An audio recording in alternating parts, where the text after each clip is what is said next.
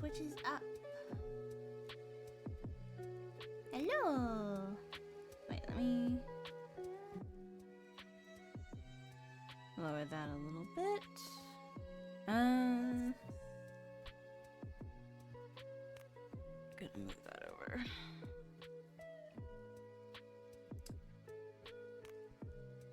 Hello, hello.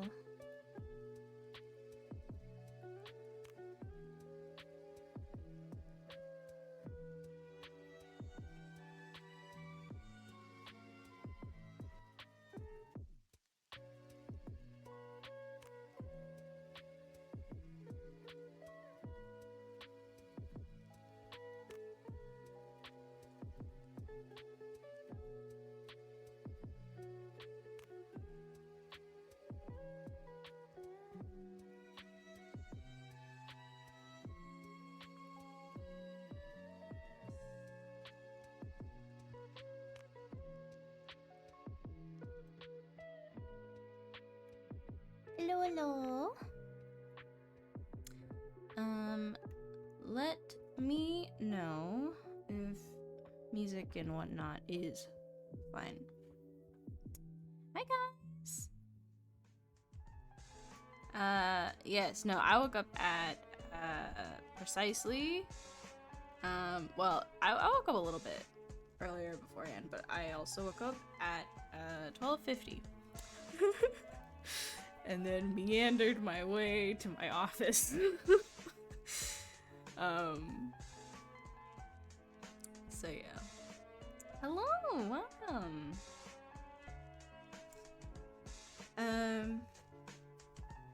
I did manage to get some sleep. It wasn't like it was a full night, give or take, but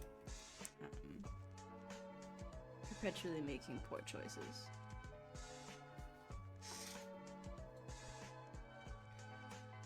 Let's see.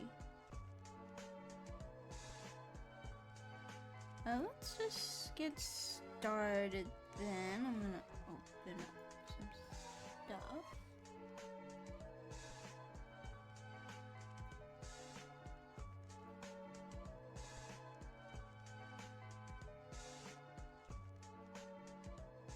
Rally stream, yeah.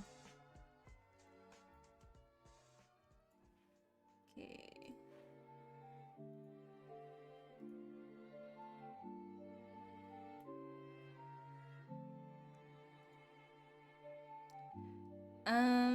So it's just two couples, Tojo? Is that it?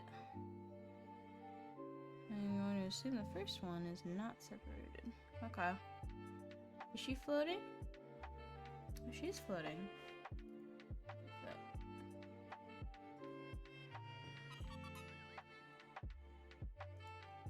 There she goes. She's grounded now.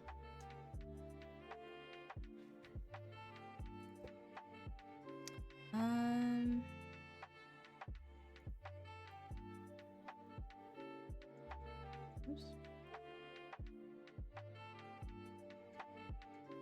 How come you're not detecting? Suicidal.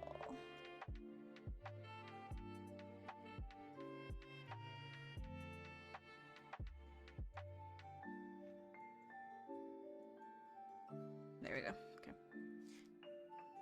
Welcome, welcome.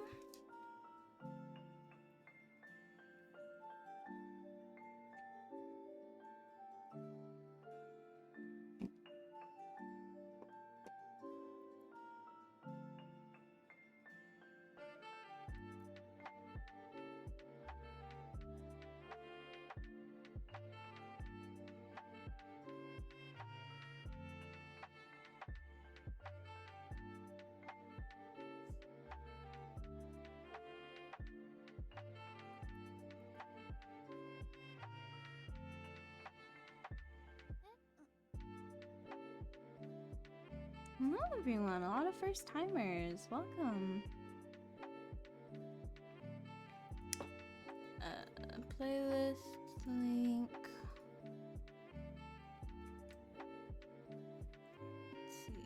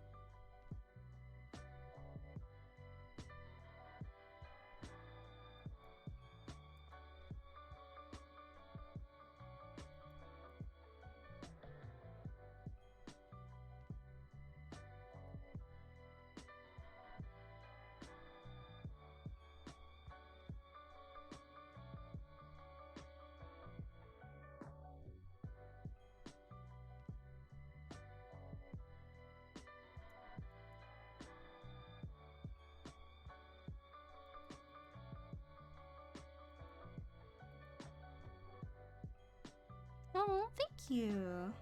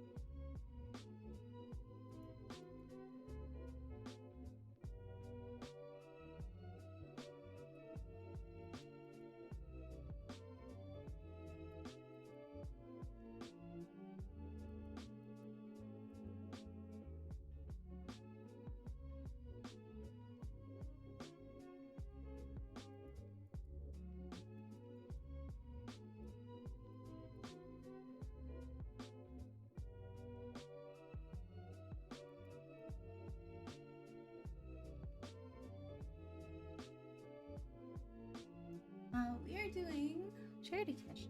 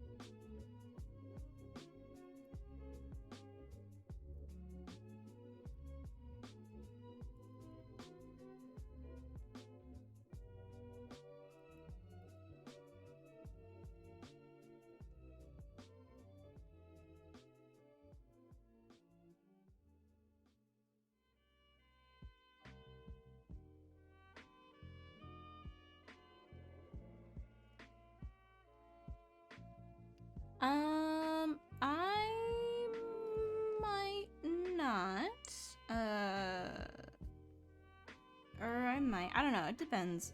It really just depends on how I'm feeling, because sometimes I will phase out of working on something, and that's why I tend to try to finish everything in one sitting. Because otherwise I will drop a painting for years and not finish it. So unfortunately, kind of been doing some other drawings and stuff, so we'll see if I get back into it.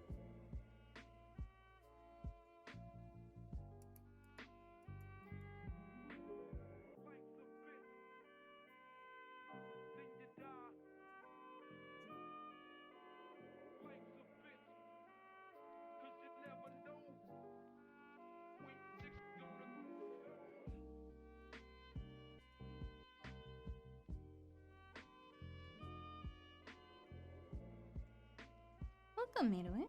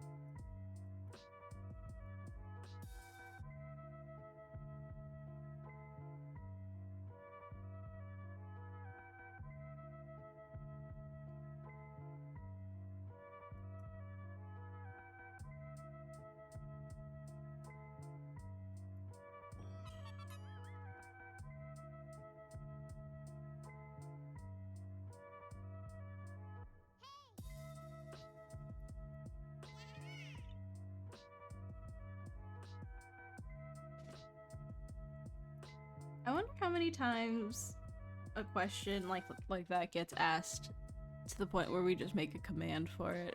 It's like, it's kind of hard for me to remember like different commands, but I'm sure it's not the most pleasing thing to have to retype that every time. Sorbet, thank you for the tier 1 sub for 22 months. Thank you.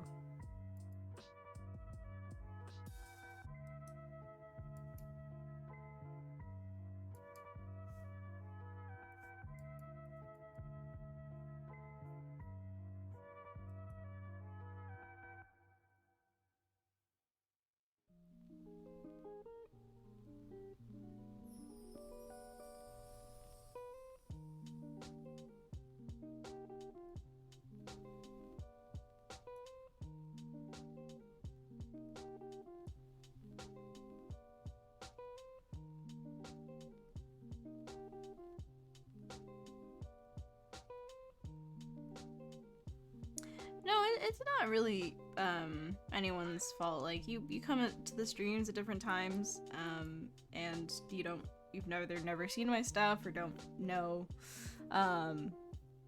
my gimmick, I guess. It's just really funny for people who've been here every stream, and especially for me and Tojo who are here every stream. It's just funny how common certain questions are, and often how like the simpler answers are usually funnier, because it's like, oh, when I have to go on a 10-minute tangent, then, you know, that's a little bit more complicated. But when it's just like, because I enjoy it, you know, it's like, at what point does that just become a command? Mr. Randomnies, thank you for the raid. Thank you so much. Thank you. I hope your stream went well. And it is an honor for me as well. Thank you so much. Multi-layered question. How much do you think the silhouette matters to a design overall? And do you ever feel like you have to rescue a bad silhouette with good detail?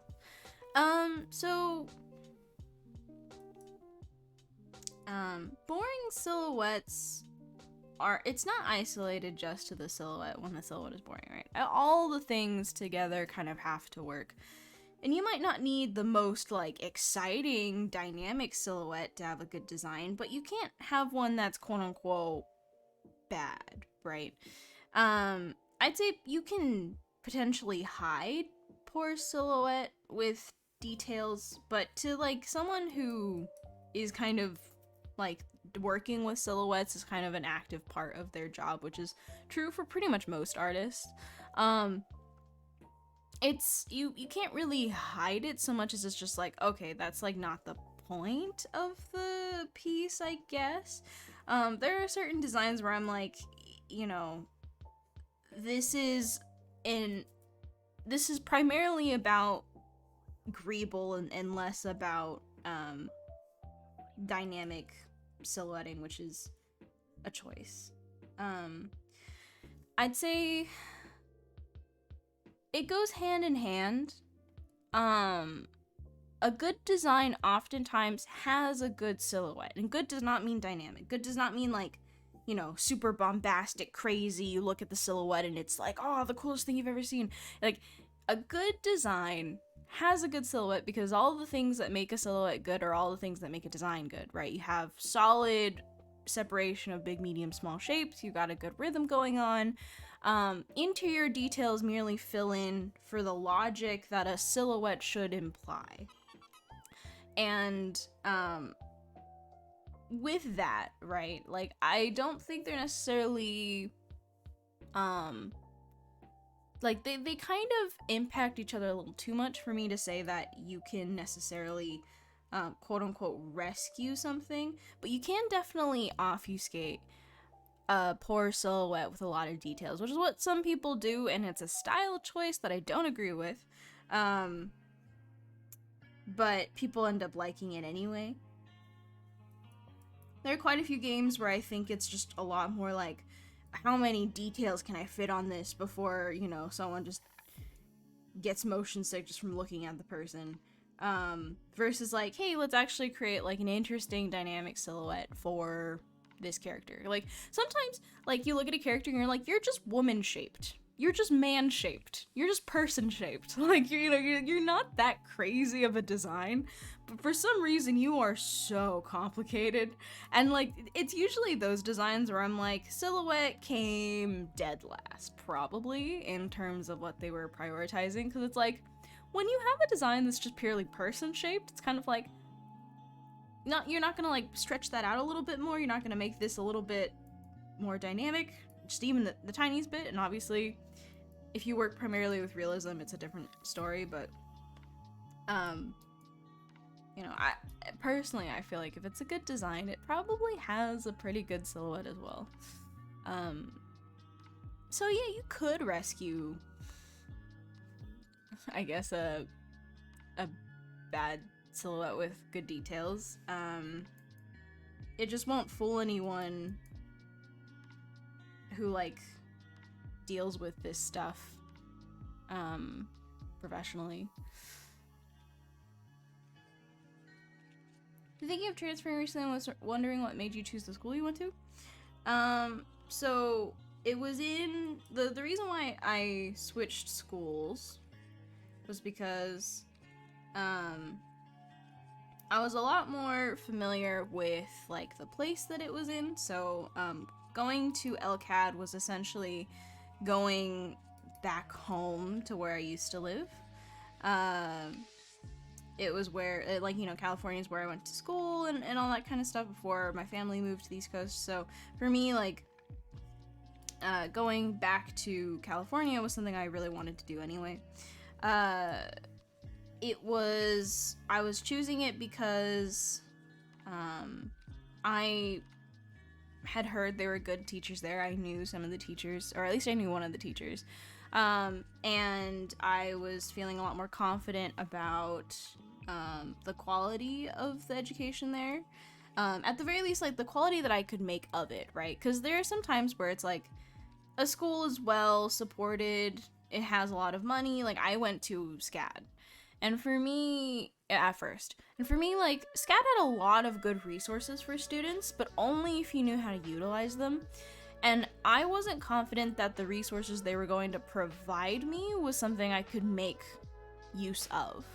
At least at LCAT, I felt like maybe I was closer to the, like, sort of area of industry. I preferred living on the West Coast anyway. But also, like, I knew some of the teachers, and they had a major dedicated to the thing that I wanted to go into, which was 2D concept. SCAD did not have anything related to games, really, well, at least when I was there, and they did not have anything related to specifically concept. So for me, I was gonna have to make do with an illustration major instead, which is not what I wanted to do. And then when I looked at the kind of work that they were making in their later years, like senior projects and stuff like that, I was like, this isn't really what I want to be learning. So I tried to look for a more specialized program that I knew was made with a more modern curriculum, because it was just around the time that people were starting to consider 2D concept games, like entertainment design level stuff, to be like a legitimate major to go into. Now there's, I think, a lot more schools that have just like actual 2D concept kind of courses, or at least directions, but at the time, SCAD didn't have it, and LCAD did. And so for me, making the jump was a lot more about, like, being very specific about what I wanted to do, because I knew. You know, I was comfortable with the area. I wanted to move back anyway. I knew some of the teachers there. I've heard about it from other students or other people that have gone into the industry, so I was kind of like, okay, this is like a safe school for me to pick. And I had known about LCAD for a really long time in my life anyway, so it was like kind of like a homecoming situation of like, this is a school I've always known about, so going here is not like a totally new experience for me. So yeah, those were the reasons why I picked. It was also cheaper than, well, technically it wasn't cheaper. It would be cheaper in terms of like total amount of in terms of tuition. SCAD is like almost $60,000. LCAD was about 30 to 40,000, I think. I think it was around 35,000. But I had a really major scholarship for SCAD, so it ended up being around the same kind of like amount wise. So I paid about like 36-ish to go to SCAD with the scholarship that I had. And I did not have such a big scholarship for LCAD. So that was also another thing of like, technically it was cheaper to go there. I didn't have to depend on such a big scholarship and stuff like that. It was still expensive, but you know, and there were a lot of other things that weren't so great about it. Like LCAD did not have like a dorm system, so you had to basically like live in housing like a normal person. So that was a lot more expensive than probably going to dorms and whatnot, but I ended up really enjoying that, actually more so than living in a dorm, and overall my experience was fine. Like I was fine with it. It wasn't like the most, you know, I'd say for me at least, in terms of the actual curriculum, not the most like life-changing thing, but I have made a lot of like really strong kind of like I had a lot of really strong like life moments there, in terms of like really maturing more as an artist, really maturing more as a person, meeting people that really made an impact on my life. I think it ultimately came out to be like just a much better choice than wherever I was before. A part of the design process I personally understand is how much a silhouette influences design overall. Other than the obvious weapon armor shapes, so the leap from silhouette to being filled with detail seems like a step I can't necessarily feel, because I haven't done it a lot outside of inanimate objects. So here's the thing, personally don't understand, is how much a silhouette influences the design overall. So here's the thing. The reason why I don't like doing silhouette is because it is a way to approach design which allows you to single out something, and it allows you to think about things in a much more segmented manner, right? Because design is a lot of things to think about at once if you really break it down. Because if you don't do silhouettes, right?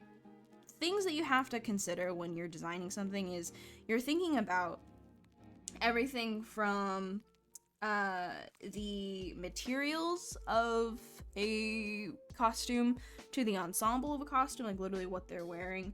You're thinking about like the overlapping of props of different like types of objects, like belts on top of clothing. Okay, what type of clothing? Like, is it a tunic? Is it a jacket? What kind of jacket? There's denim, there's wool. You can have like, you know, woven fabrics, or you can have like, you know, synthetic fabrics.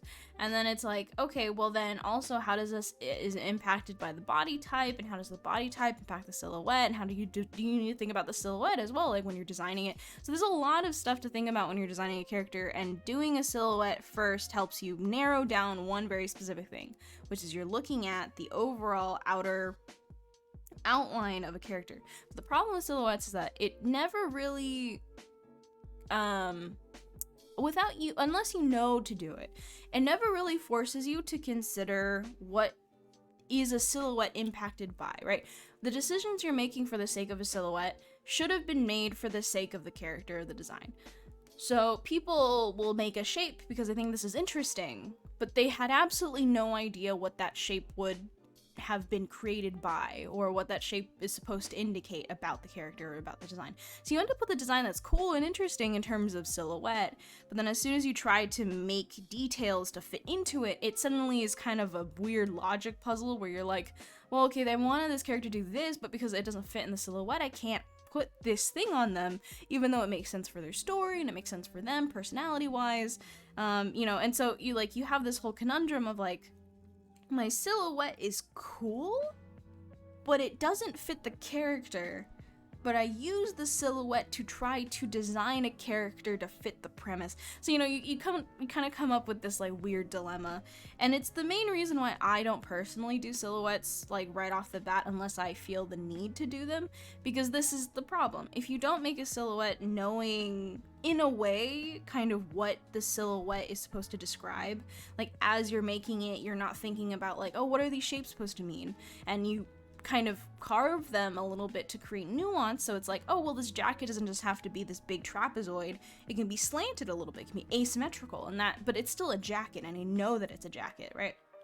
So, you know, not having all of the things figured out, but having at least a basic idea of what it is translated, so that when you do go in, you're not completely like lost in the weeds of like, well, I have this shape, but it makes no sense. It's on the shoulders, so I'm just gonna have to make up a weird armor piece that doesn't work and doesn't fit and doesn't three-dimensionally like function, but it fits the silhouette because the silhouette is king, right? I don't want to leave the silhouette too much. I picked this one, so you know, you reach this kind of impasse.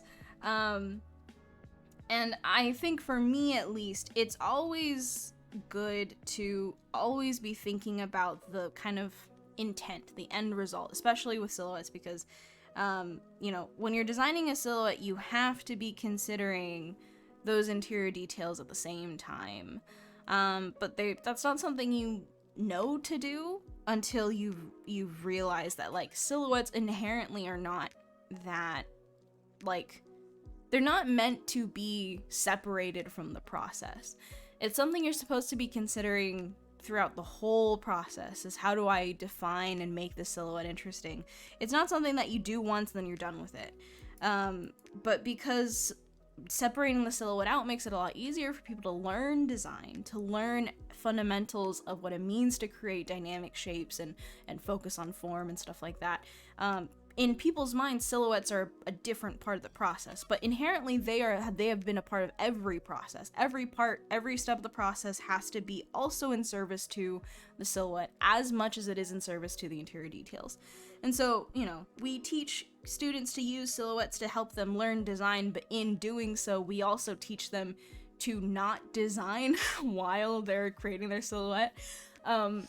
Which is why whenever I recommend silhouettes, I recommend them with a caveat, which is, this is a way to learn design, but ultimately, like, silhouette cannot stand on its own, just like a design cannot stand without a decent silhouette, because good design will usually lead to a well-designed silhouette as well. So, you know, it's the nature of silhouette first design that I think is its biggest flaw, which is why I don't personally do it, because my preference is I will learn to design the silhouette as I am designing these interior details, because I will take the onus on myself to do that at the same time.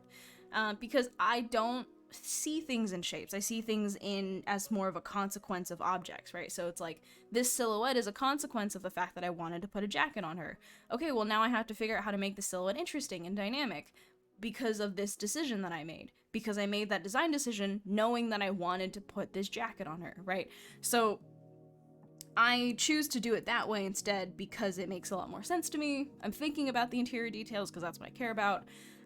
But I have to actively think about implementing better silhouette design fundamentals while I'm designing things, to supplement for the fact that I didn't do the silhouette first, right? So this is also another topic of like, how much are you a slave to the silhouette? Because I think a lot of people, when they do silhouettes, it is incredibly scary to pick a silhouette and then find that you can't make it work. And then you're like, well, do I change small details? And then you change small details and it's like, well, then what was the point of choosing the silhouette in the first place? This isn't the thing that we chose or the thing that your teacher said you should do. Which is why I think, again, you have to charge your silhouettes with the intention of like, here are the different objects that make up the silhouette. And obviously they can change. The better you are at kind of working with that improving element of design, which is like, well, you know I intended for this to be a jacket, but maybe it can be, you know, like a combination of belts, of bandages, and stuff like that. So it's not really a jacket, but it's slightly more interesting. In terms of silhouette, the nuance, you add more nuance there, because instead of a smooth fabric coating the arms, now it's like different layered stepping, you know, kind of a feel, because you have different elements adding to it. You can always innovate on a silhouette, but it takes a lot more creative energy, I think, to do that than people expect. And so they're usually not prepared to put in that kind of effort at the end, because they were hoping that somewhere along the line in the silhouette they would just figure out what the design should be. It is, in my mind, the biggest flaw of learning via silhouette and form. Is just you don't emphasize the other, like, unless you emphasize the other part of design, you just never really have to force someone to think about, like, hey, what are they wearing? You know, you made the silhouette, but like, what are they supposed to be wearing? And then, you know, then comes the realization of doom of like, I don't know, and I'm gonna have to make this work somehow.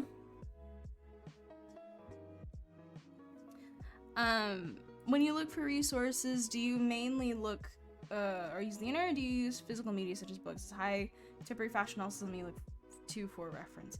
I use a combination. I am starting to gather more reference books, but it is an expensive and also arduous venture, because I want to collect ones that I will absolutely, you know, love to keep and have in my collection.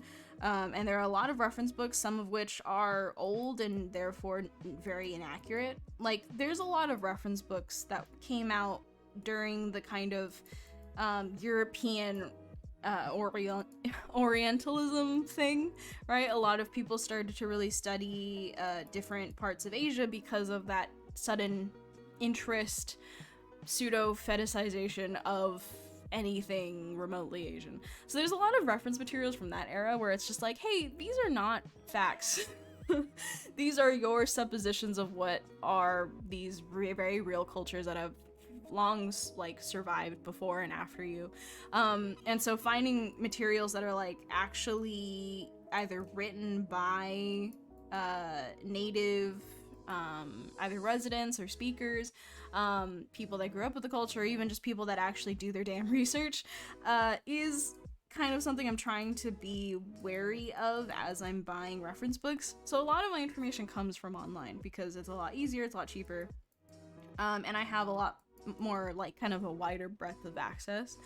Yeah, I mean, I do everything from, like, watching just a random YouTube video about, like, you know, because like Business Insider, I think, has a lot of, I mean, all of them do it because they all fucking copy each other, but like Business Insider has their whole, like, you know, how what is it, like, how did it last or something like that. It covers like cultural practices from around the world.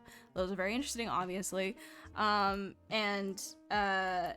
doing, you know, extra research once I watch videos like those to see, like, oh, were they accurate? Because they're usually not 100% accurate. I watch videos of like haute couture, high fashion channels that cover like the newest looks, either from the red carpet or from the newest like season of runways.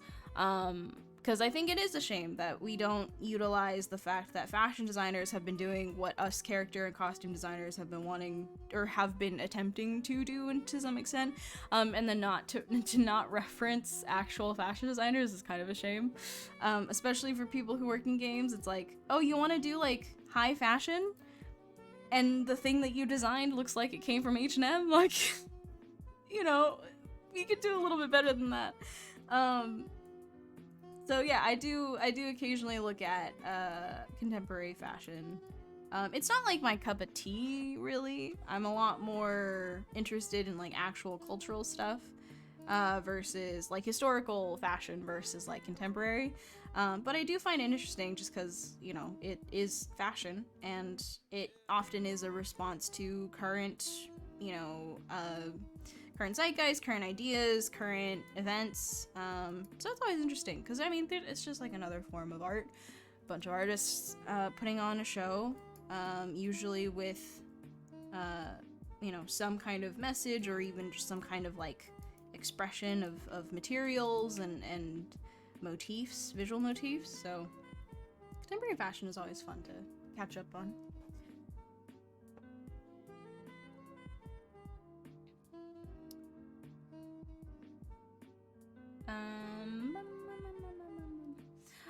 Very young, but also one of the best people at drawing. Oh, thank you. How much time did it take you to get this good? Well, I've been drawing about 20 years. So, what was the most difficult part of art school for you? Like curriculum? I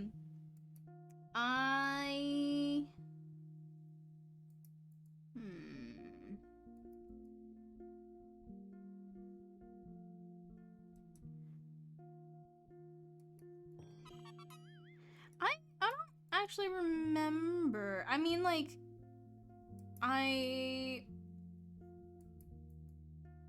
guess the hardest part was often my own, like, high expectations. Cause, like,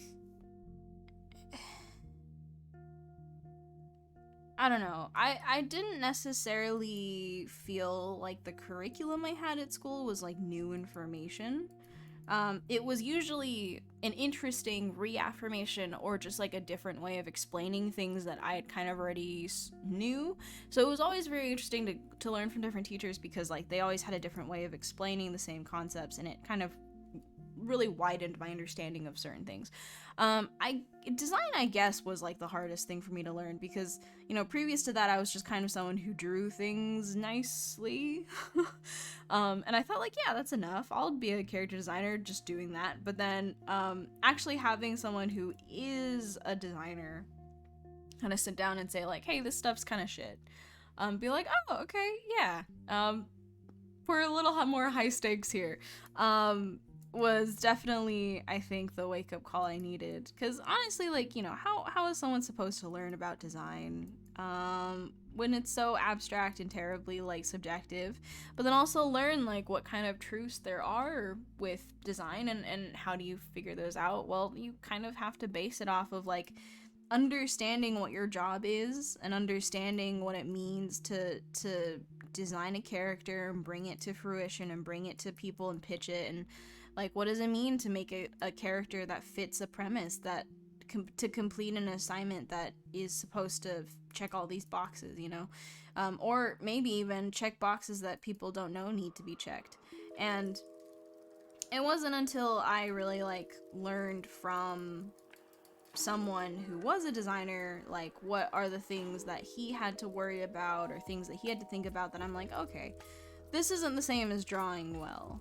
This isn't the same as like knowing my fundamentals. This is like relearning or kind of learning anew this different mentality towards like, what does good mean? What does efficient mean? What does like exciting or dynamic mean in these contexts? Because, you know, it's unfair to say that he was teaching us like the rules of design. More so he's just teaching us like how to engage with design from a more personal perspective, because you can't really do anything but that, right? You can't teach someone the right rules for like the real rules for design, because someone's gonna come along, break every rule, and that's just gonna throw that person into a whole like existential crisis of like, how did they break every rule in the book and yet it's still cool, it's still memorable, it's still interesting. Because like most of our favorite designs are not that, you know, clean when it comes to following a rule book. And it's for that reason that people can have different opinions about a character's design, and it can all be valid at the same time, right? So, you know, having someone teach me that there are not really necessarily core rules, but there are fundamentals that are common, and then how do you go out and do your own market research, do your own market analysis to understand like, okay, this is what it means to have global appeal. This is what it means to design for mass appeal. And then this is what it means to design for a very specific niche kind of appeal. And what are you able to do? What are you comfortable doing? What are you willing to do? You know, some people just aren't willing to go for the mass appeal look, and that's whatever. But, you know, you have to understand the consequences for that decision, just as you have to understand the consequences for only being able to do things that are massively appealing. And understanding the consequence and the benefit of certain things is was good. It was a different way of thinking, like I said. And that was probably the hardest part, because it was like, that was genuinely like completely new information for me. But also kind of a reaffirmation of like things that I think generally people in their heart of hearts know, but it's until someone teaches you how to understand it, it's hard to know why you like certain things or why you don't like certain things. And I have a much better understanding of why I like certain things now. Hi, Creative. Hey, Sullivan.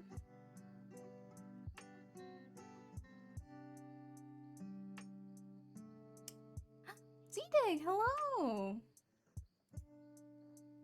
I have loved your stuff for a very long time, so it's a pleasure to have you here.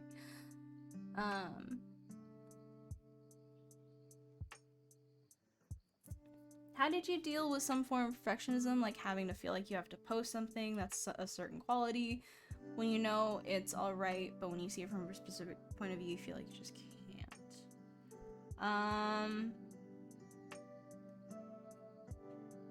Yeah, so perfectionism is kind of hard to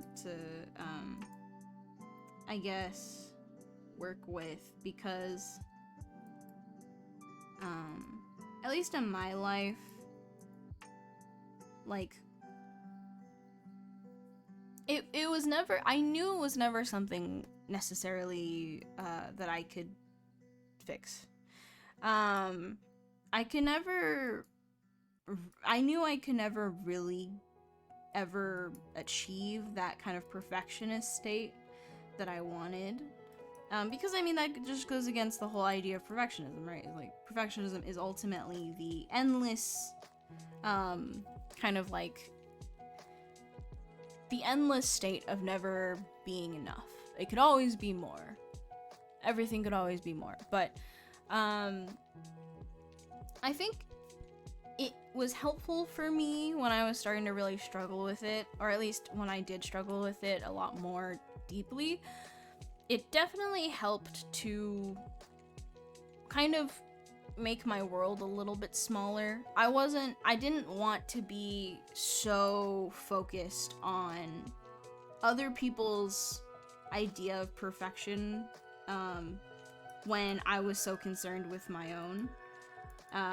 So it really, for me, it really helped when I stopped doing a lot of things online, and I kind of stopped worrying about posting as much.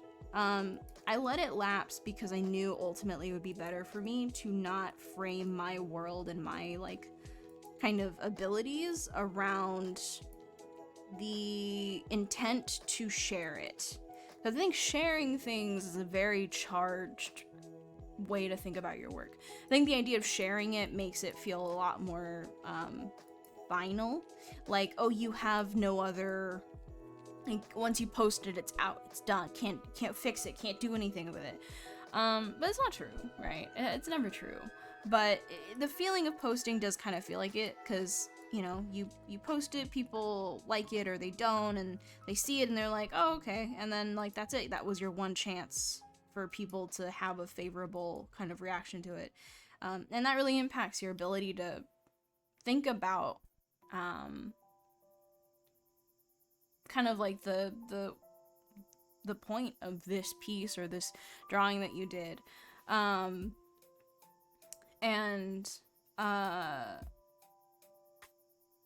It really helped me to,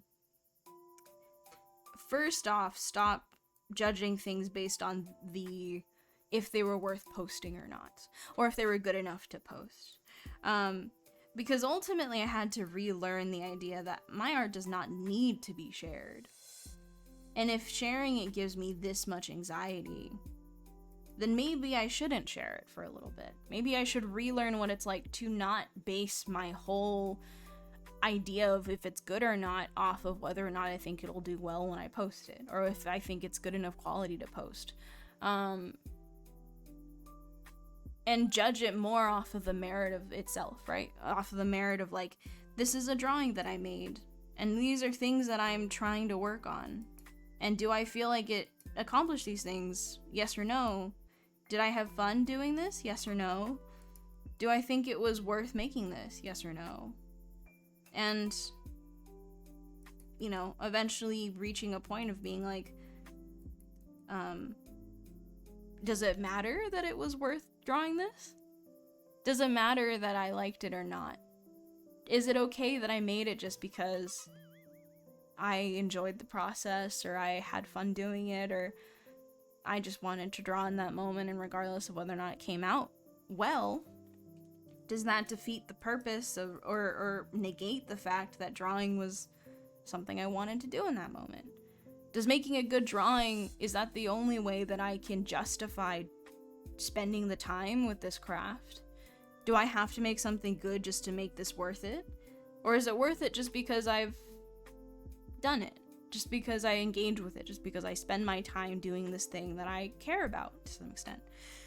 And at what point, like, you start to realize how very little space there is once you start thinking about it in this way. There's so very little space for other things, like posting and worrying about posting it suddenly feels a lot less important when you start to take into account of the idea of like, hey, did I feel better?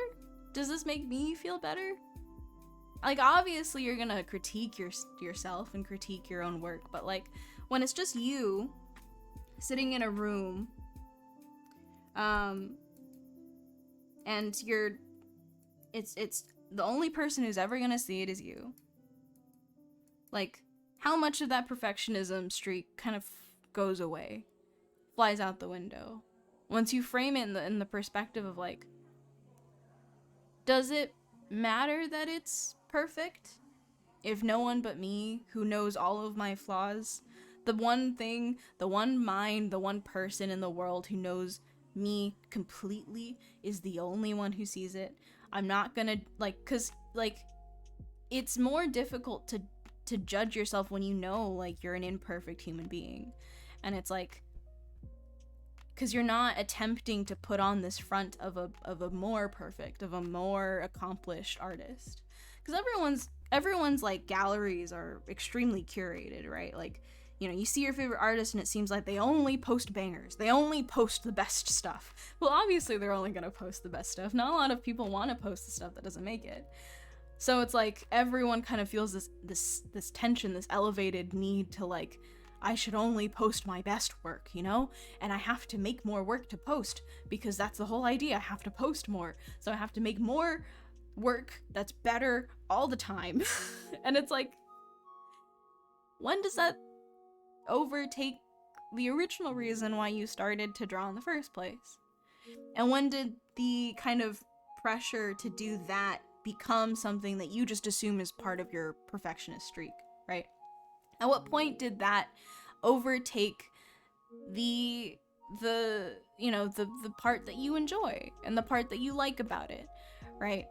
We will always be perfectionists because we will always have evidence of people who are better than us. We will always have evidence of people who are more accomplished than us.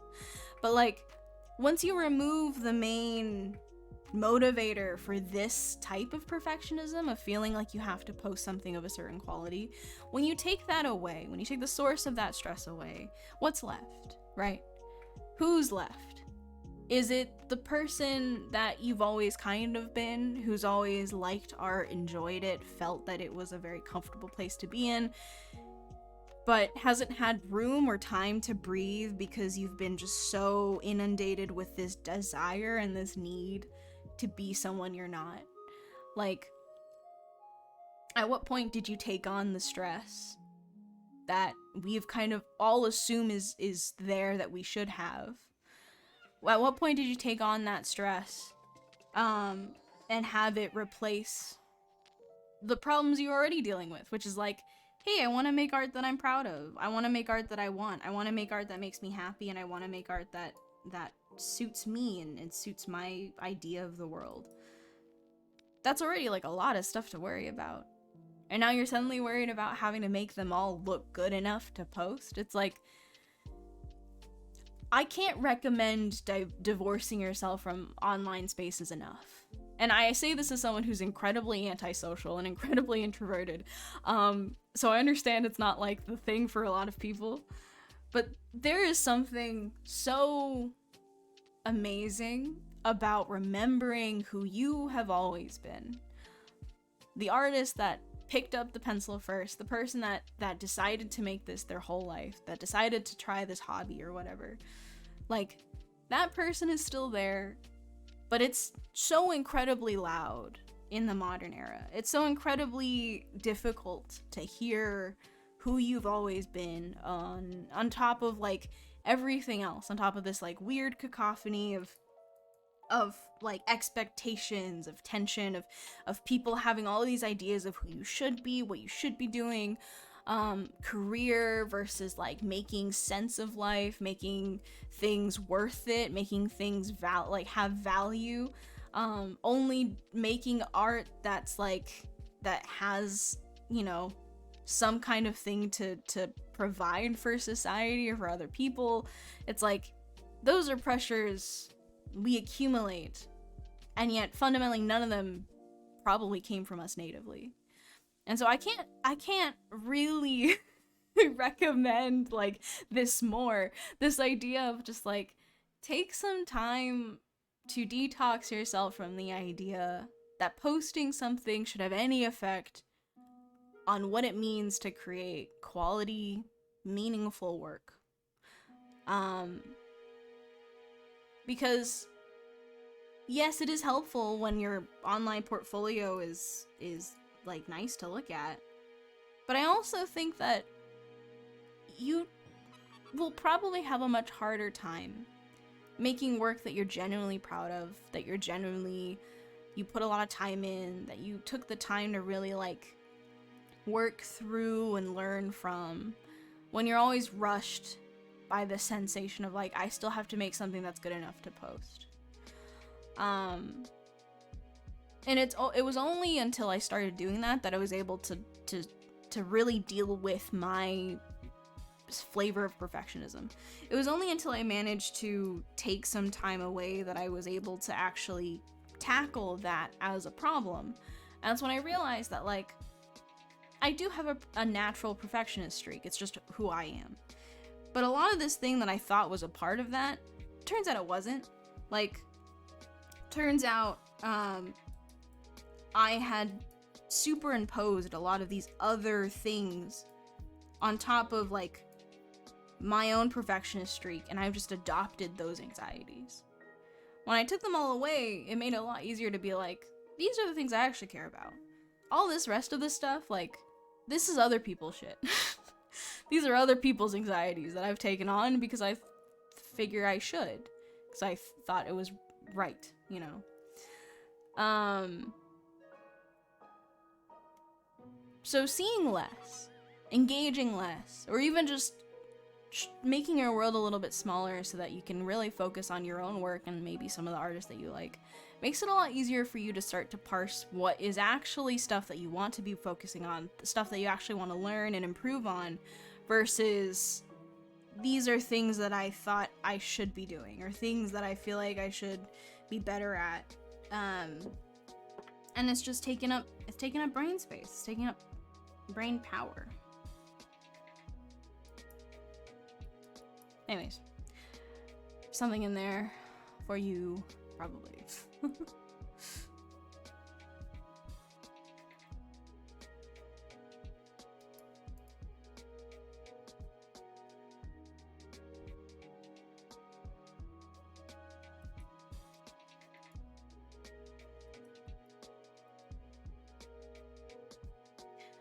What would you draw if you had to draw the statement, live in the moment? Probably what I just draw normally. What I draw normally is what I do when I live in the moment.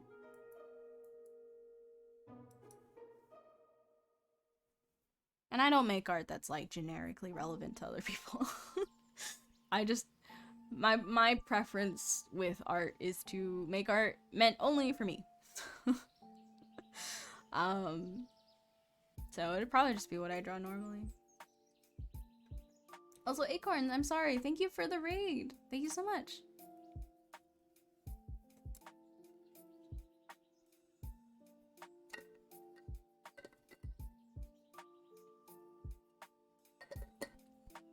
You know what is the most terrifying way to draw nowadays?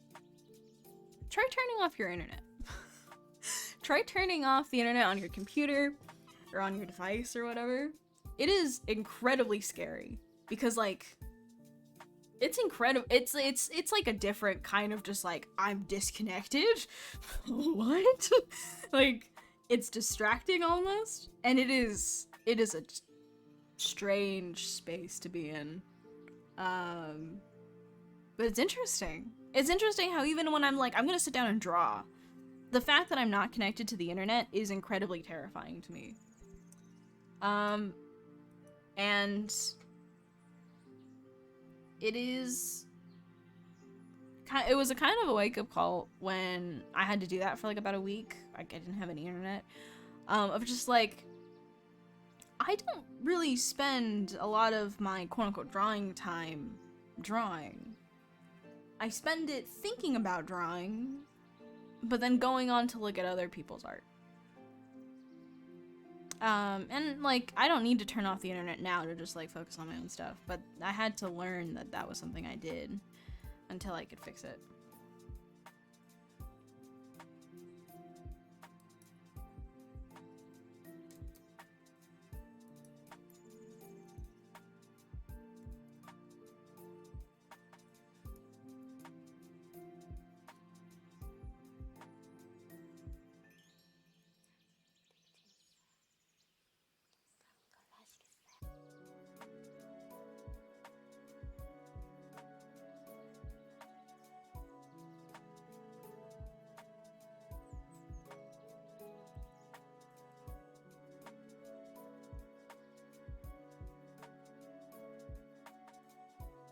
Have you ever tried to draw in silence? Also terrifying, but very, very telling.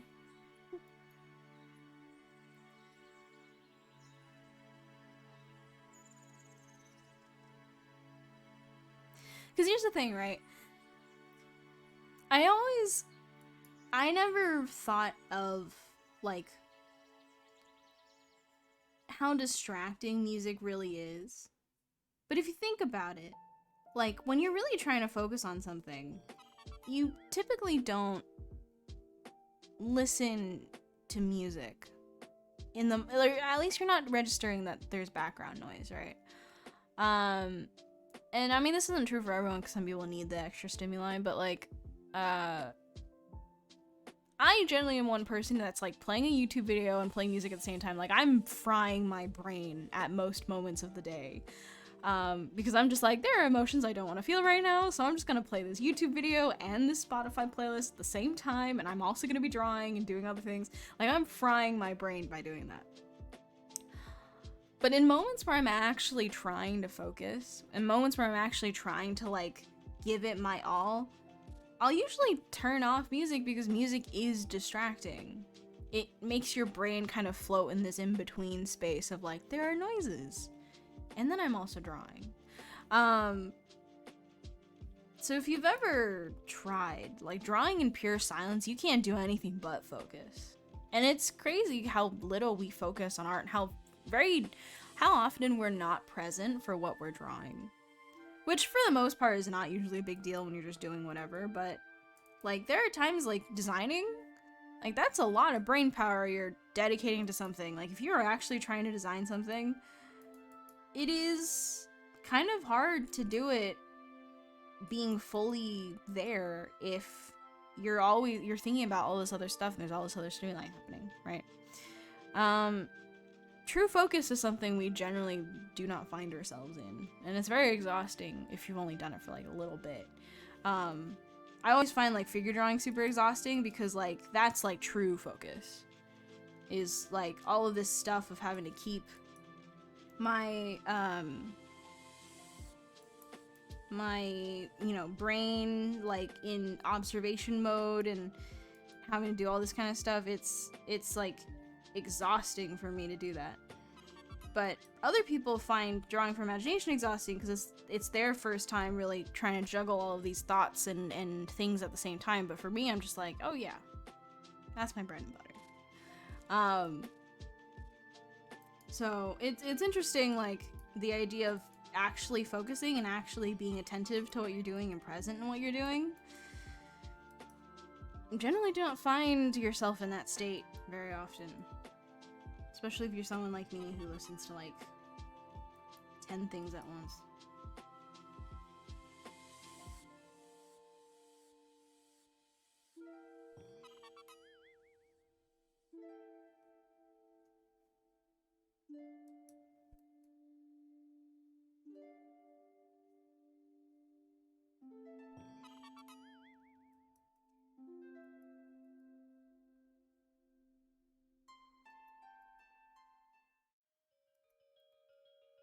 So I'm gonna say something that's might be mildly controversial.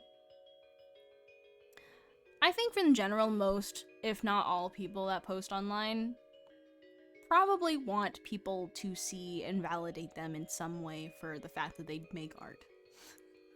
I know some people are like, I don't care, I just make this for myself. But no, like, all of us probably want someone to, like, look at it and validate that we do it, even if they don't give us, like, grand sweeping, you know, accommodations or whatever. It's like, you wouldn't post your work unless you wanted someone to see it, you know? So it's like, all of us to some extent want people to validate that we make this stuff. We want people to know that we make art, or in some way acknowledge it, either professionally or just, you know, online for whatever reason. And it's like, you know, no one truly online posts art just for themselves, because they wouldn't need to. They're already seeing it. They already know it's there. So it's not a bad thing to want people to see your work. That's kind of the whole point of sharing it, so that other people can validate the fact that it exists. Even if they're not going to comment like great things or bad things even. It's just like the fact that it's out there is a way of validating it, right? It's not like a big deal. It's not like, you know, I think some people feel really ashamed for feeling that way, but it's like, I mean, that's kind of the whole point of why anyone posts anything. But it's more so like, if you accept that that's the fact for you, if you accept that that's why you do it, are you also aware of what that does to you mentally? Are you also aware of the impacts of that? Because I don't think you can decide to do that without taking on what is ultimately the flip side of that coin, which is, unless you're extremely careful, it is near impossible to not let the fact that you post online for validation in any way, right? In any like level of truth. The fact that you post online and that is a reason for you to make art will inherently change the context for why you make it. Like, it changes your approach, it changes your intent behind the pieces that you make. As soon as wanting to post your stuff becomes like an aspect of your work, it will affect like everything about it. And this is not charged in like good or bad, it just is a fact, I think. Like, you choosing to do this is going to affect like ultimately the core reasons why you make art. And unless you're very careful about it, it's hard to not let that effect be something that kind of grows on its own. It's like this mold that kind of just like takes over things. It can be like, you know, perfectly fine. Maybe you have a good, you know, sense of boundary. But something I find for a lot of people is like, they accept that this is the fact. that they want validation for the work that they post online, and that's why they post, right? And that's fine. But then they are surprised when it begins to take over their life. They're surprised when they wake up like months later or years later and they're like, I haven't enjoyed making art in years. I haven't enjoyed like drawing in a while. And they always point to social media being the problem. They say social media is ruining us, is ruining artists. It was never social media's problem. It was always our relationship with social media, our relationship with other people, and how we have ultimately warped and lacked boundaries, lacked teaching people how to have a boundary with this online space. Because social media is just a hose of information. That's all it is. Obviously, it's got a lot more to it, but like, it's a hose of information. But it is ultimately up to you on how you engage with that kind of stuff. And people will always blame like social media is you know, really ruined my art for me or whatever. And it's like, yeah, it did, because you let it in and you didn't think about like what it's gonna do once it's gotten into your house, you know? Like, you let this freeloader into your life and you didn't manage the expectations for how much it was gonna change until it's already changed like all of the decoration inside. And then you have to go through and take everything down and like fix all of the fucking things that it changed and replace the stuff that it bought and put in place of what you had there before. And then it's like, are you going to blame the thing that itself did not have like a mind of its own, or are you going to consider like, what are the impacts of my relationship with this? What are the impacts of like the fact that I engage with this level of thinking, that I treated my art like this, or treated my relationship with it like this? And this isn't more so like, I'm not trying to shift the blame onto people, but more so to emphasize, like, I think it's really important that we analyze and reconcile with, like, what are the effects of accepting that we want this kind of validation, right? The problem is not that you want it. The problem is what you do with that need. What do you fill that gap with? What do you fill that hole with? Some people just fill it with, like, just jumping headfirst into social media, getting in all of that, like, information about, like, engagement and algorithm and playing to the game and stuff. And then, you know, it always happens. Like, a couple months later, they're like, I've been so burnt out. I haven't drawn a piece that I really liked in a really long time. And it's like, obviously not. Because you, like, you know, you didn't separate yourself from what are the facts of social media. It is just an endless hose of information, and you took all of it in. No human is meant to take all of this information in. But we have not had, I think, the kind of social literacy to figure out how to handle it in a healthy way. And now a lot of people are suddenly starting to realize, like, you know, ultimately you have to decide what your boundaries are for this. You have to have boundaries in the first place. And only then can you start engaging with it in a way that's a lot healthier.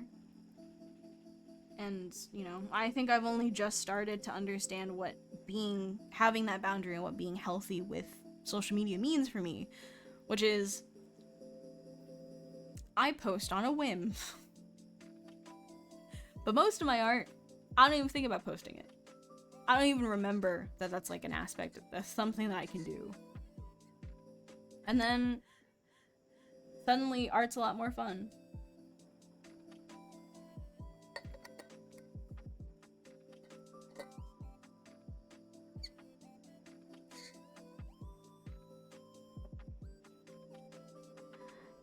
Thank you for the tier 1 for 12 months. Thank you.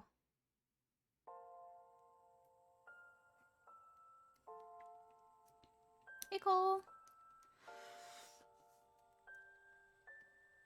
Yeah, I mean, stories are fun because it's just like, you know, oh, here's like a look at it, but I don't really get the same, like,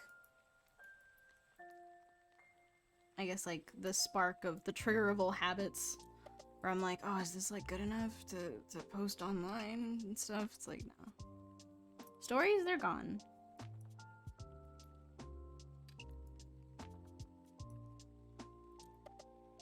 It's too big, but oh well. Fix that later.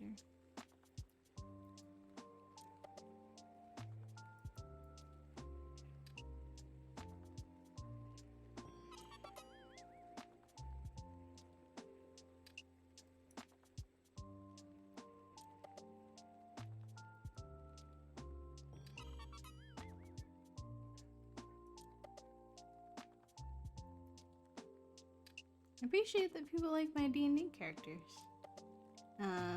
We're gonna see if later today, if my D&D character Kaisa dies.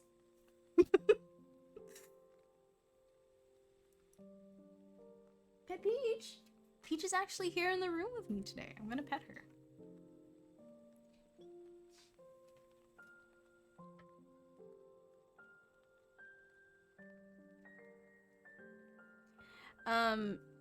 No. This is a group session. It's the first multiple person group session we've had in a bit, because we've only really had like 2 people playing, me and one other person, but we're finally getting like a full like 4-person group, which is very exciting because I might die.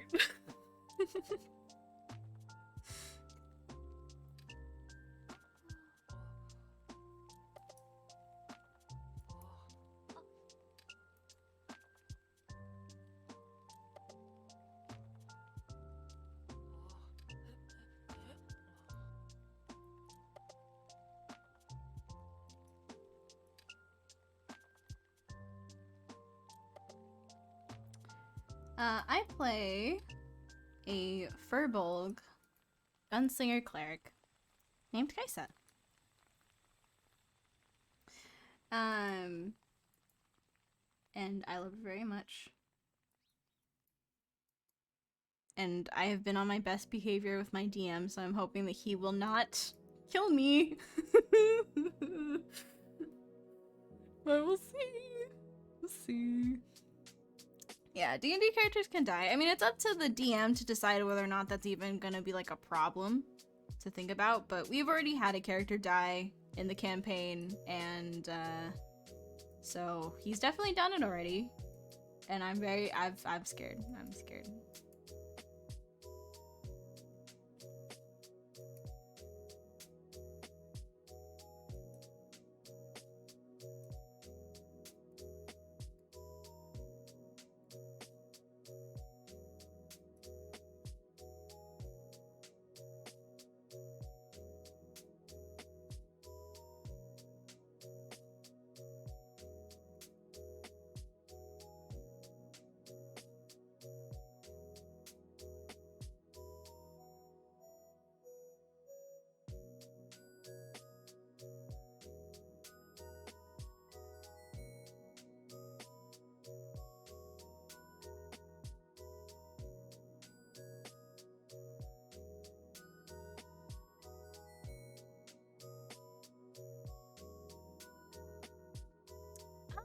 I think playing D&D is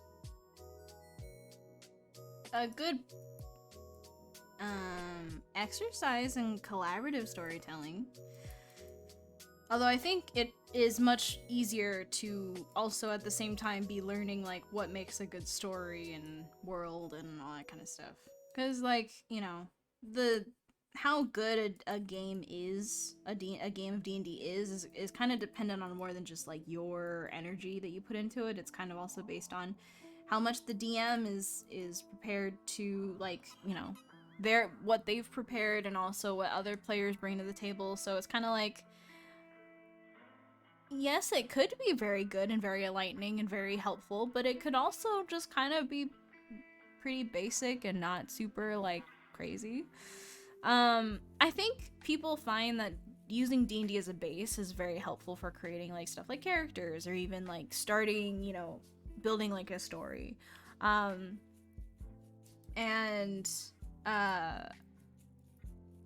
I think for me, I definitely have gotten a lot more interested in building, like world building in general, because of like kind of playing D&D and seeing kind of the ways that world building comes alive when you put it into a game, and it's gotten me a lot more interested in like trying to create my own world that is fit for not just like a story project or like a character project, but more so for like a game.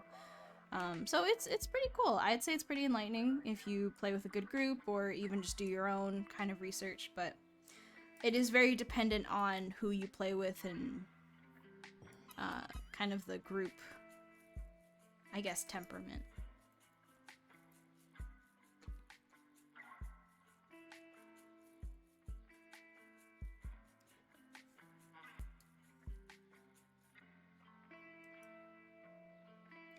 I mean, having characters potentially die is a very good way to raise the stakes, but I gotta be honest, I don't want Kaisa to die. I like her too much. So it'd be cool if he doesn't kill her.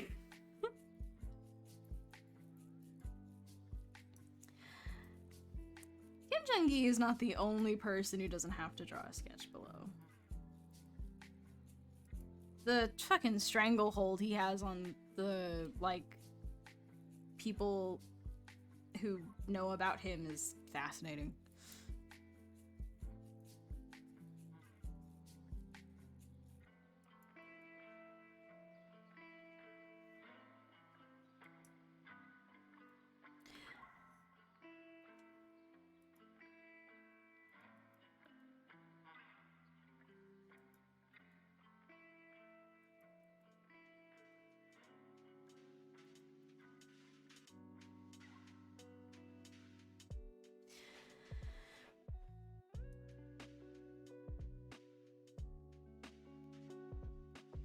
Any tools you use to approach a new subject matter you aren't comfortable drawing yet?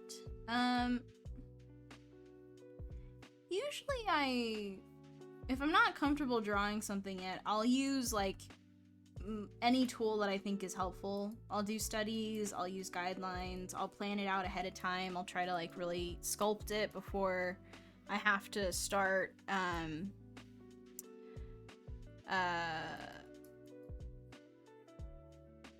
I really start to like try to finalize things. And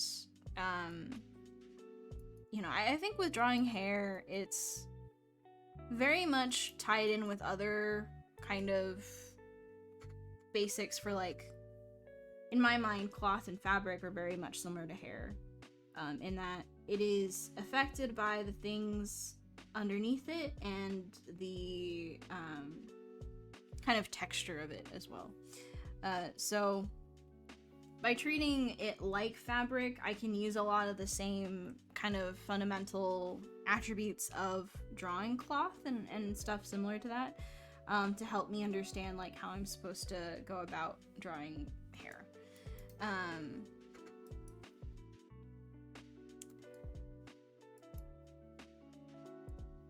But yeah.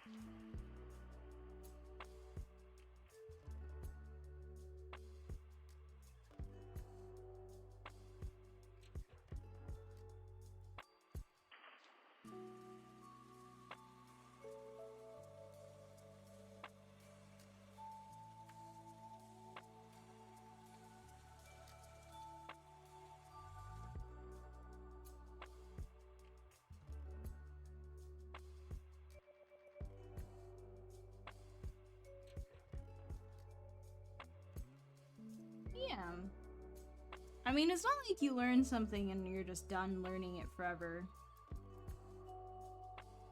I still have quite a few things that I have to revise and learn again.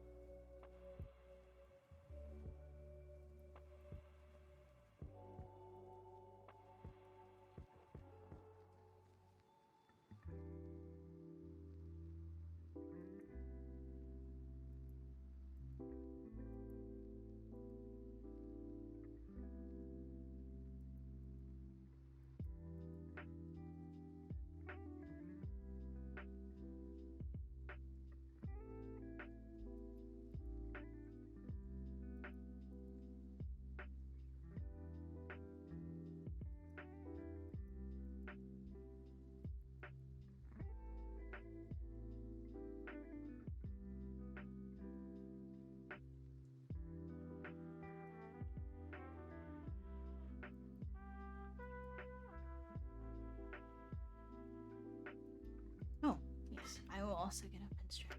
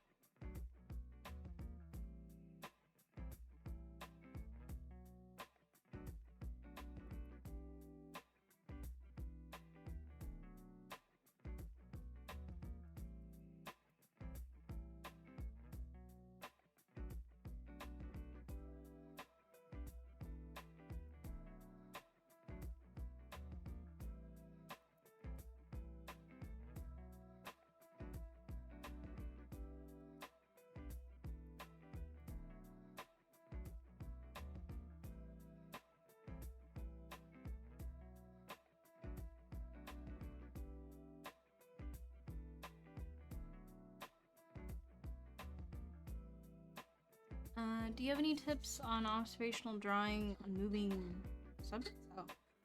I tried the other day, but it was really hard to understand what to focus on. What I understand is a type of practice to see form from different angles.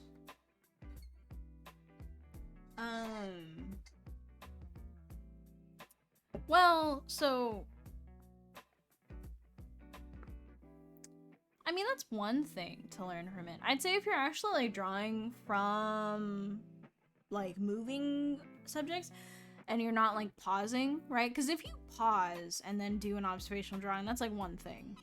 But when you're drawing live and they're moving actively, the point of it is not to see it from different angles. The point of it is probably more likely to capture like learn how to capture poses in that like minutia of a second, right?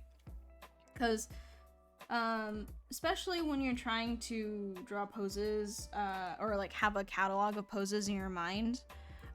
Being able to remember poses that you've seen in your life and be able to like catalog that fraction of a second, what it looks like, the overall feel of it, is very helpful and is like one of the main things that you use when you try to develop a visual library with poses. So, you know, definitely go in there with a very specific purpose. Like, if you're just trying to see things from different angles and you have like a video or something, you can just pause that and then draw the thing like normal.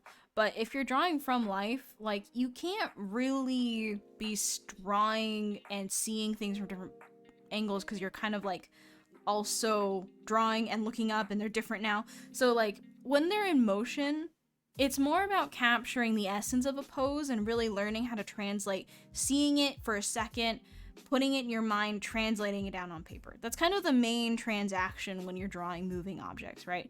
Is you're learning how to catch poses, capture the essence, capture like the whole of it, observe everything, and put it down on paper. Because oftentimes when you're worried about posing, you're worried about each individual aspect, and drawing from life with moving subjects allows you to start training the aspect of like seeing something and seeing all of it at once.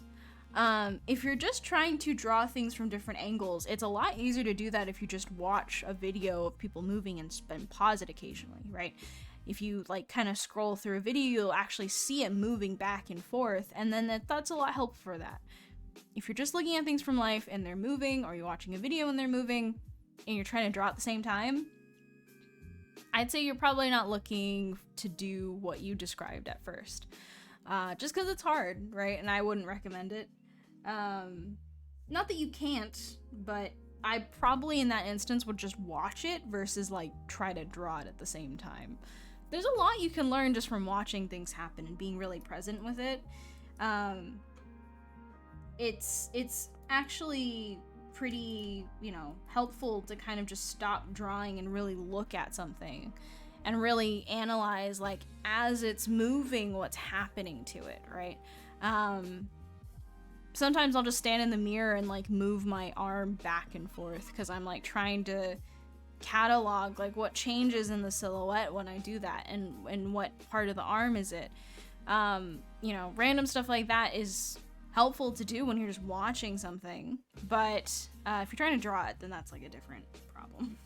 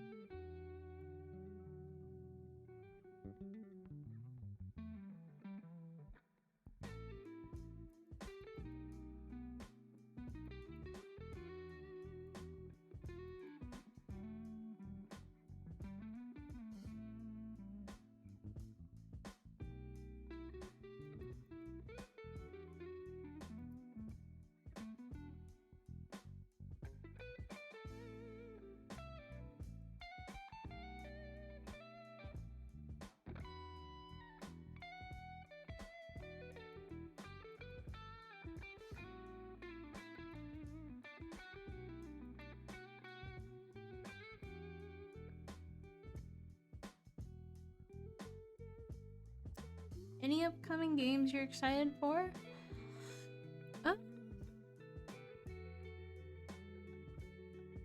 I mean, we got a release date for Breath of the Wild, so that's cool.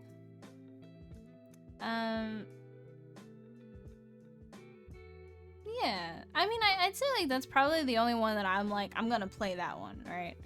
I've so far avoided everything about it, so I'm very excited to go in with very little information.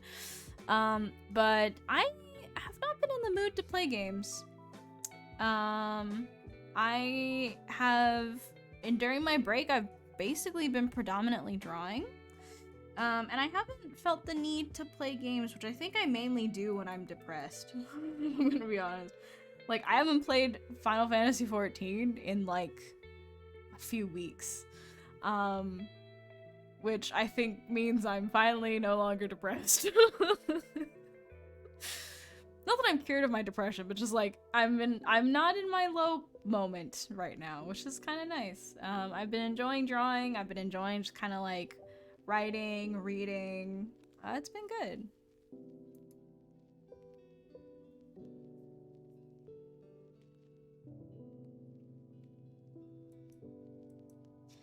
Yeah, I honestly like I was kind of, it was kind of remarkable the other day. I was like thinking about it. I'm like, I think I'm okay. I think I'm good.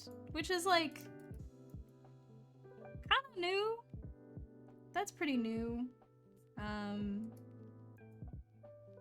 I've never had like super bad depression, I guess. At least not for the last couple years, but there are moments in the year where it's just like, yeah, this is like I'm at my lower end of my spectrum, right?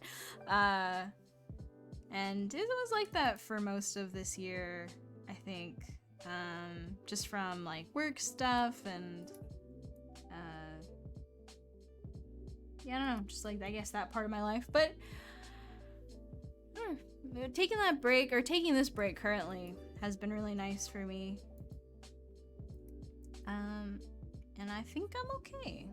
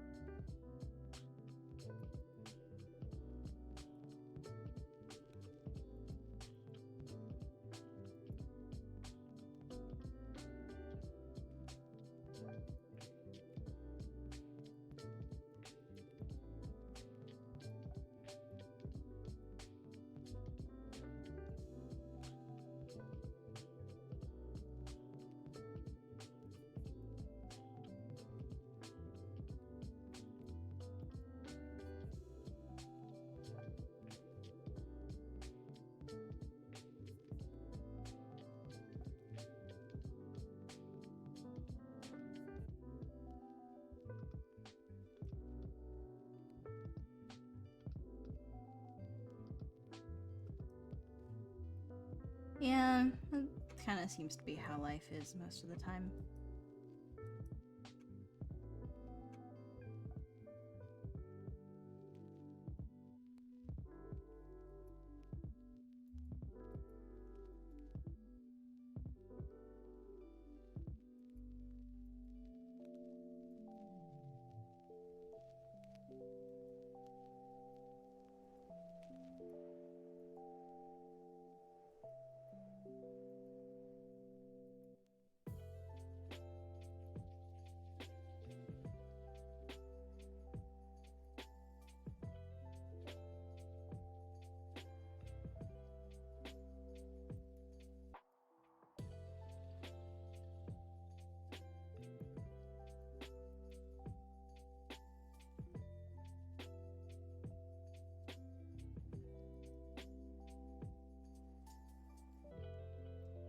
Yeah, it's funny.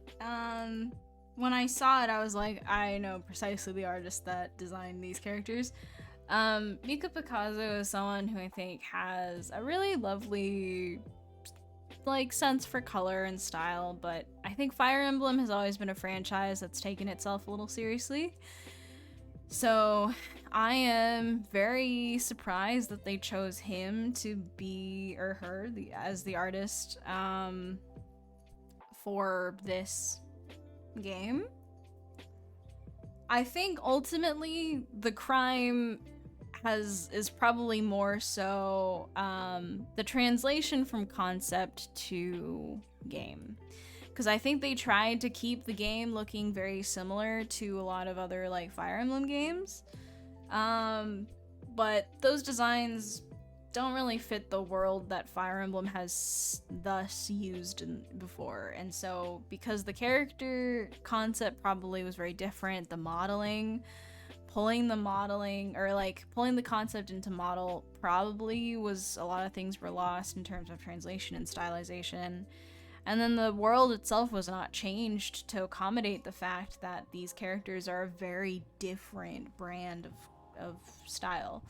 So it's a shame, right? I think there's a lot of there's just a lot of kind of like misdirection, or not misdirection, but just like missed opportunities to make this game very different from other Fire Emblem games, to really emphasize the fact that this artist is very different from previous Fire Emblem artists. And that's a shame, because obviously this artist is good at what they do. And I loved when they did Magical Mirai for Miku, because they were really good at creating those like really bright dynamic colors. But I just don't think Fire Emblem fans are into that. So I think the decision to have Mika Picasso be the artist for it was an interesting one.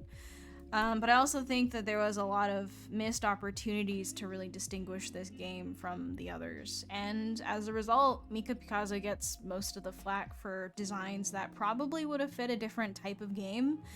But unfortunately, whatever development team is working on Fire Emblem was not willing to change the formula for how Fire Emblem games typically go to accommodate for that. So I think it's a shame overall, because like those characters would have been fine in a different kind of game. But people who like Fire Emblem expect Fire Emblem to be a very specific way. And with a game that doesn't change to accommodate that, it's definitely a pretty big, like, gap in tone.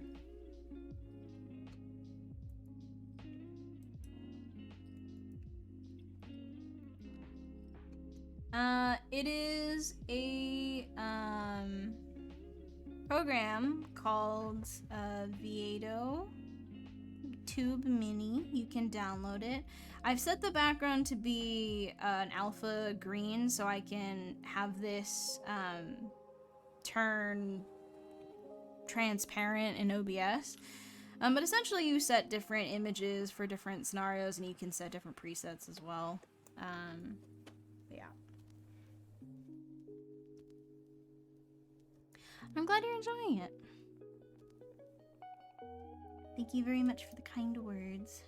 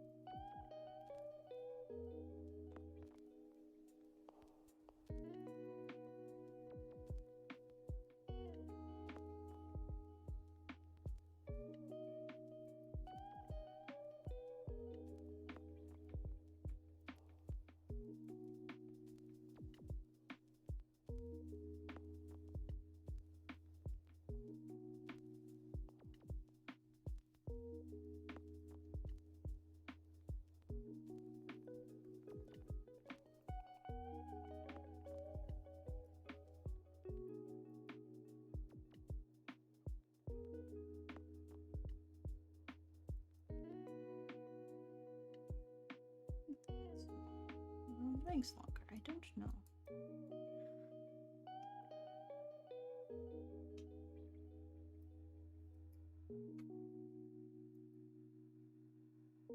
If you'd like to make a call, please hang up and try again.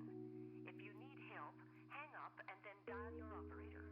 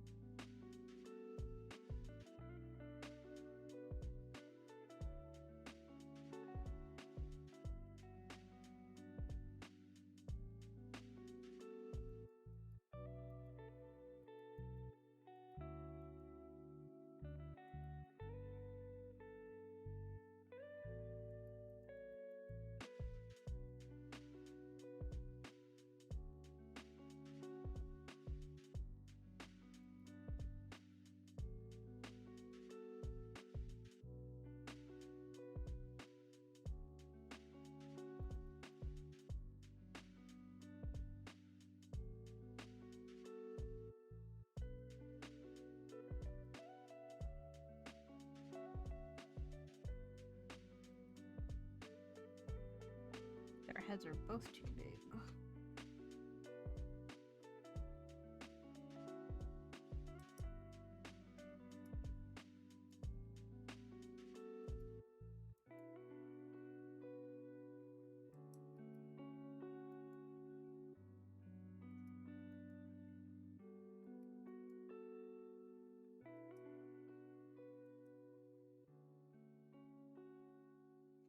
Just make her face smaller.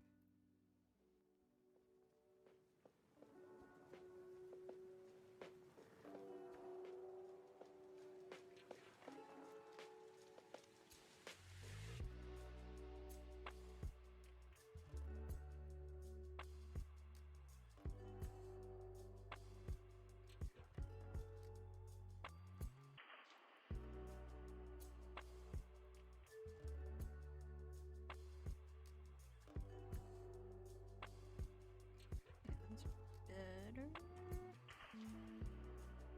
His head's still a little big.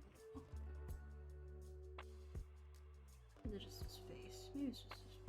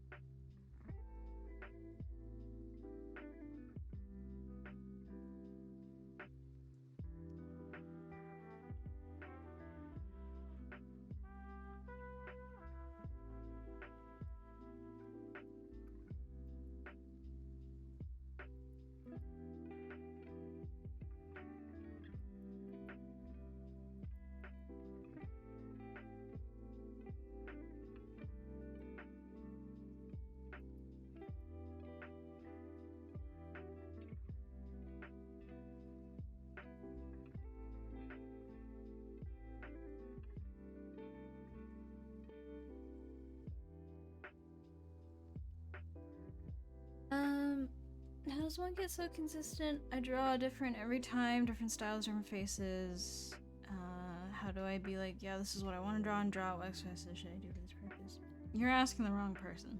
I draw different every time I draw.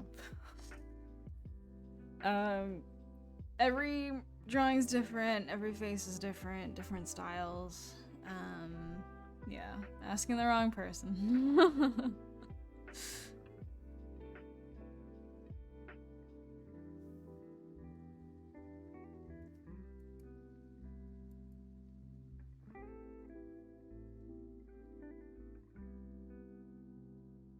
But rather, I mean, so what you're asking is, this is what I want to draw it. Like, I guess in a way, there are things to try to help with that, but in my mind, it's less of a problem of like, I want to draw this, why can't I do exactly what's in my head? It's more so allowing yourself the ability to innovate while you're trying to translate something, right? Because it's like, obviously, you know, maybe in our head we think it's an excellent idea, and as we're struggling to put it down on paper, like there's a lot of opportunity for us to see, you know, alternate solutions to what in our minds was already a complete image. So I try not to value the idea that's in my head unless I think it's something worth working towards, right? If I'm like drawing something and I'm like, no, I still think the thing I have in my head is better, then it's less about an exercise and more just like, okay, well, what's the difference between the thing in my head and the thing that I'm trying to draw? I'll use my ability to objectively critique my own work to then push it towards like a certain thing, whether or not that be like, oh, the colors I picked might not work so well, or I need to pick a different shadow tone, or this line work is too loose, it's too sketchy, it's too thin, it's too thick. Like, you know, if I want to hit that, I can, but I think the only thing that matters is what you put on paper. So if what you put on paper is different, then, and it's like, you know, not what you wanted, but you could still make it work in this different context, you can always try and draw your idea again later. But maybe this drawing is an opportunity to try something else or try something different.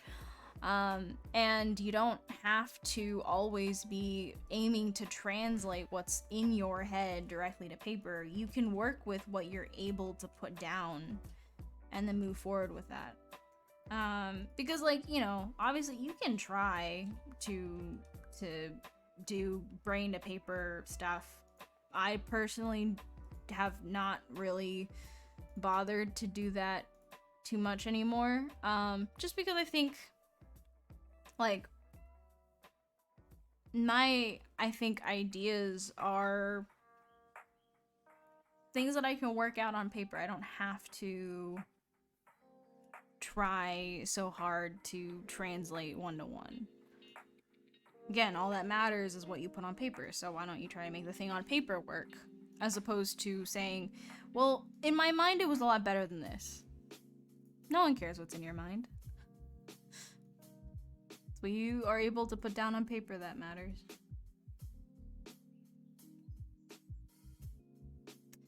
So this is gonna be interesting because these characters are pretty much the same in terms of the ref that they gave me. So we're gonna see if I can make them look different.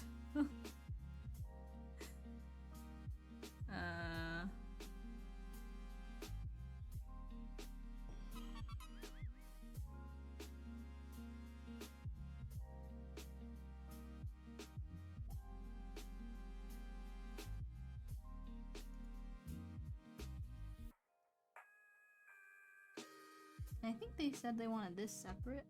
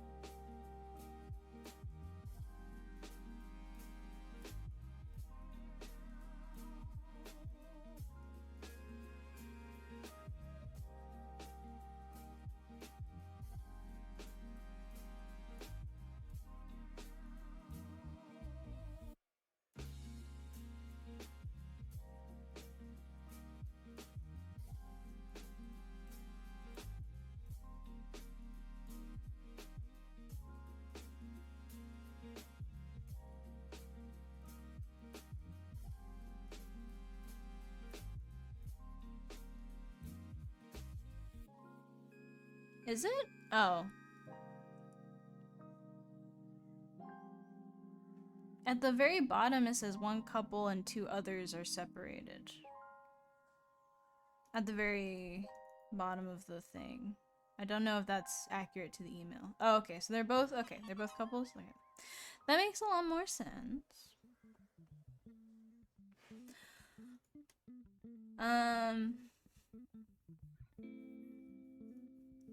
Starting out on material rendering studies. Material rendering is a lot more, I think, just a raw observational thing.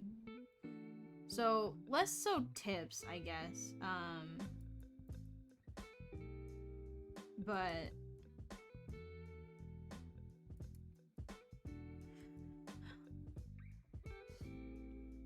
I think, like, really, so material studies are a couple of things, right? It's a practice of color theory, light and shadow.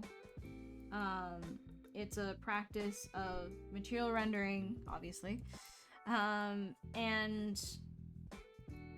as such, like, it is really just a exercise in observation.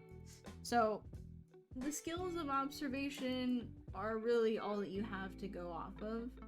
Personally, I don't do any material studies, or I haven't really done any, so I can't really say if there's anything specific that you should look out for. More so that, like, just take your time and don't rush it, because material studies take a really long time. And more of the value comes out of being able to analyze what are the main markers for differentiating this material from another, right? Like, instead of using preconceived notions of what it means to paint certain things like metal, base everything off of your observation of your reference. The more that you can separate yourself from your preconceived notions of the stuff that you're observing, the easier it is in any observational activity for you to get the most out of it. Don't just paint what you think should be there, paint what you actually see is there. But other than that, like, I don't know. You're talking to someone that doesn't use, or doesn't do observational studies very often.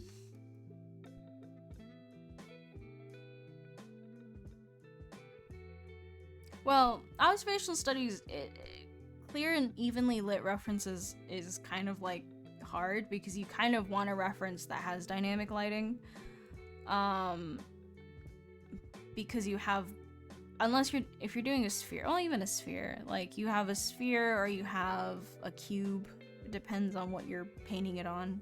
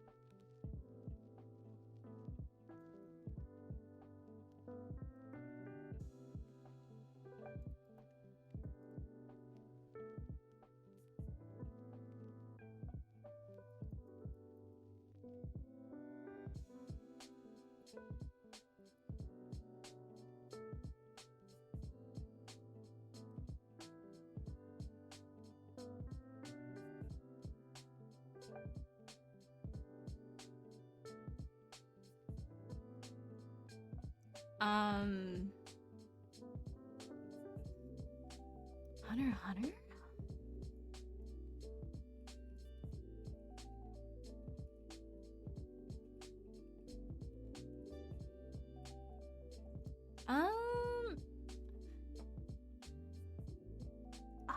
definitely does have a lot of different characters. I honestly can't say, like, that I think any of these characters are, like, really my taste. I like them because they're different. But, I mean, I guess we're just going by, like, pure aesthetics. Like, Aluka's design is basically what I do most of the time. But, I don't know. I mean, I like the fact that everyone's different and it feels very, like, unique to Hunter x Hunter, and that's why I like it. I've never been super, like, I think, in love with the designs in particular.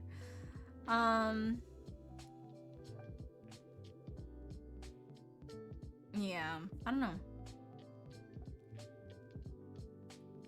I mean, like, my favorite characters are Gon and Killua. Like, how boring is that? They're the main characters. But, like, to me, their relationship supersedes the fact that design-wise, they're not, like, the craziest designs. I think Gon is very well designed. I don't think he's the best. But, you know, I'm a very simple person. You give me, like, a shonen protagonist, I'll probably like them the most.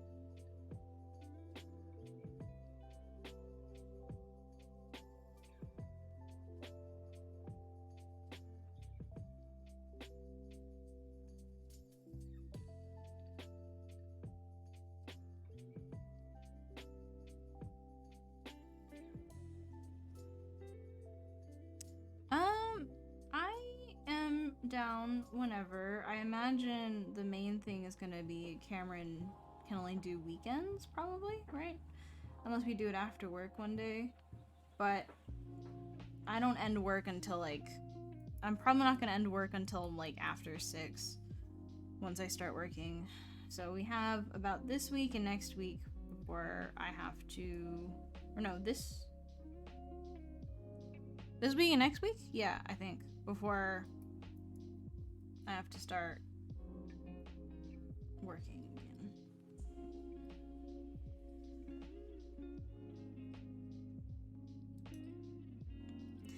I mean, some people like the designs. I just don't think when I watched Hunter x Hunter and fell in love with it, I was necessarily privy to good design, right? And it's not like I would have disliked Hunter x Hunter now. I think it's just like, I probably wouldn't have watched it now. If I didn't watch it when I was a kid and I have this, like, really deep attachment to these characters. Like, because design is, like, a major part of my life now, well-designed characters is a curse. I don't necessarily think like a lot of those characters are like super appealing, but I love them nonetheless. And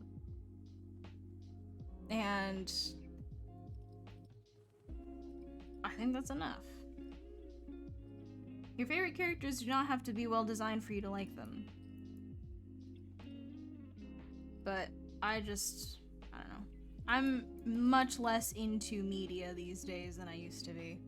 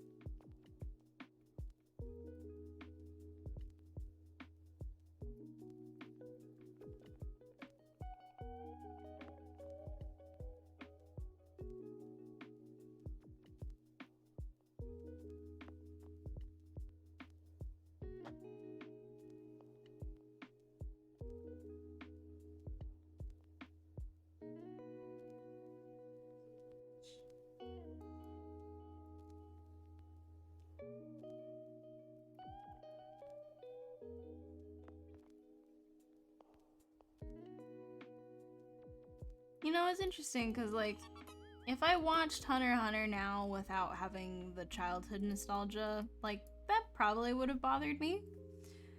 But because I watched it when I didn't care about having, like, grander ideas of media, like, I don't really care. I like that Gon is just, like, a good kid. Like, I like that he's this optimistic character who ultimately learns. Like, that kind of downside to his optimism at certain points in his story. And it's a lot more subtle than I think is, like, an overt character arc. But I think in terms of, like, what I wanted from him, because everyone else kind of is very much more complicated and morally gray around him, that, like, it's nice that he, in my mind, at the very least, well, him doing that, I think, is the culmination of someone who believes that, you know, determination and, like, this kind of blinding faith ultimately wins out in the end. And where does that determination leave him? To bet everything on something and then to lose everything all at once. Like, I think it's not like the most well-rounded, like, moral arc, right? But in my mind, like, he's still like a kid who makes extreme choices because he has this, like, optimism, which to the people around him in the first part is very, like, it's very charming, it's very new, it's very fresh. All these people are traumatized. And where does it take the one, like, character who's excited about life and excited about all of the things that he faces? And what is the price he pays ultimately at the end of that journey? I don't know. Like, I think it was fine. And I still like him. I like him more than, like, a lot of the other character arcs. He was what I needed when I read Hunter x Hunter, and that's all that matters to me, really. I like that he's optimistic. I can't watch Chimera Ant arc at all anymore. It makes me too sad. I don't demand total moral arcs from characters, I guess. I don't need all these characters to do these giant swan dives. Um, in terms of like their life's journey, for me to be fine with the fact that that's just how they are.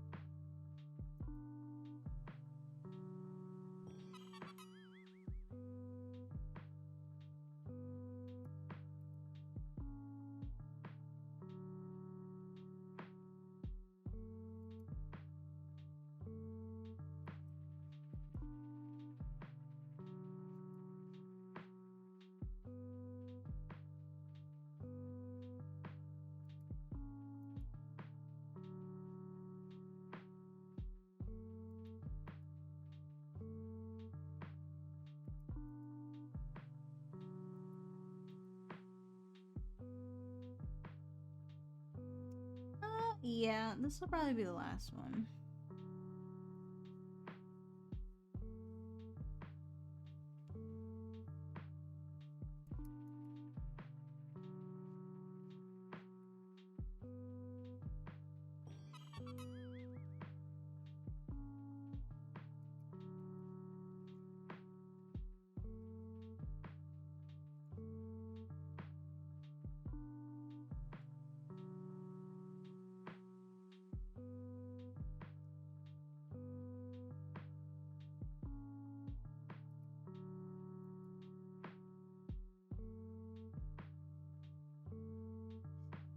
I guess I don't necessarily disagree with your take. Obviously, Gon, if he goes through any changes, it's a lot less dramatic in terms of how it changes his worldview. I guess ultimately my thing is I just don't care.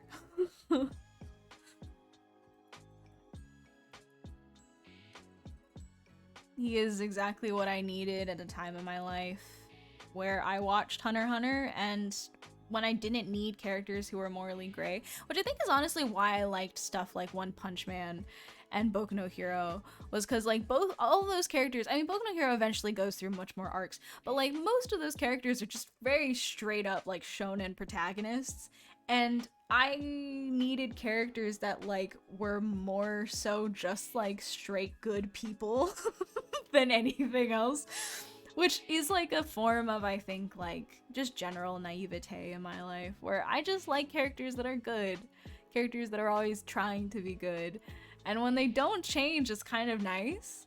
But then, you know, now that I'm older, it's kind of like, oh, well, now I kind of need my characters to grow up a little bit more. So all of like the old stories that I used to read where I'm like, I'm so glad this person's just like a good person, you know?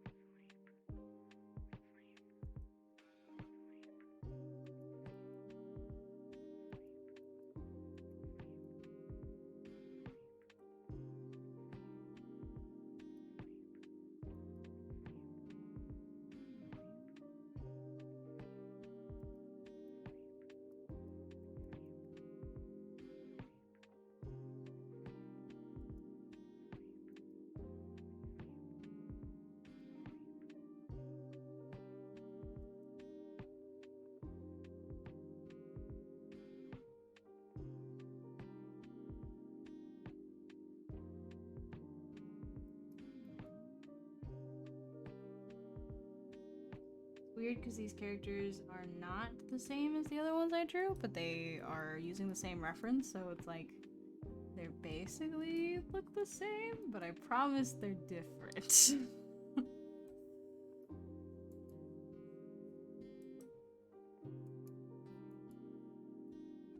I'm just incapable of differentiating between men's hairstyles.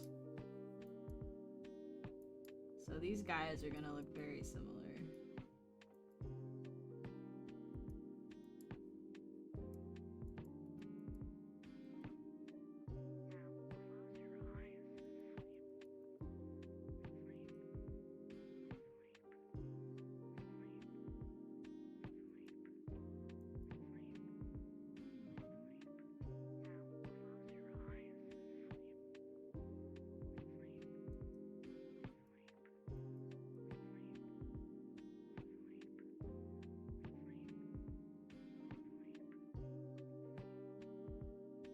Unfortunately, not my characters to make bald, so can't do that.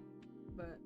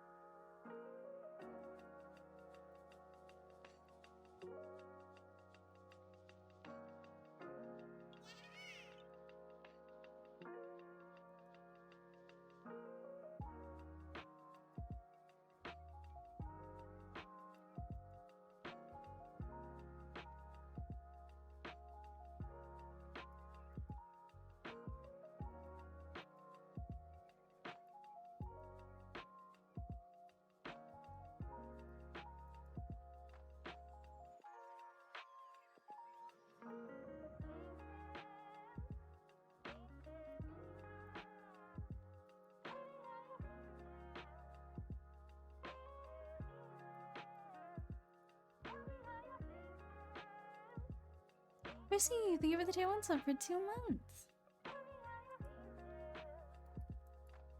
Yes, indeed, it is the gimmick that I perform.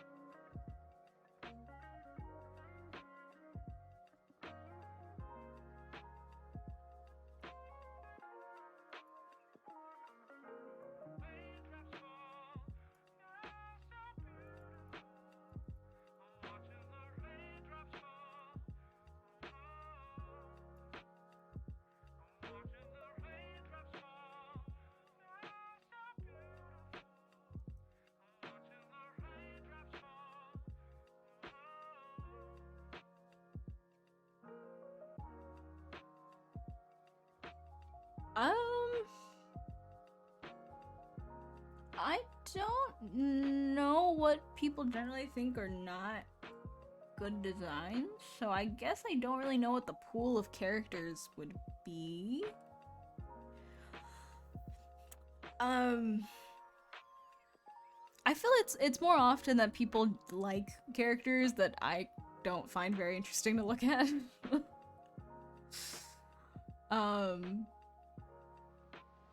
That's more the common thing. I don't like when it. Yeah, when it's disliked, it's hard to say. I mean, I guess people can throw out characters that they think don't look very good, and I'll say whether or not I like them. But I don't really have an idea of like what people when people say is like a bad character design. Like I don't actually know what kind of characters they're talking about. What do you look for every time you erase a line? I am looking for whether or not the line is doing the job that I want, or if it's going to enable me to do what I want to do next. So if, you know, to say like this line, it's the whole idea that I'm trying to actually implement more in my work is to really understand that things wrap around something. So this line is shooting off in this direction. It's not implying three-dimensionality at all. So for me erasing this line is me attempting to redefine that like three-dimensionality again.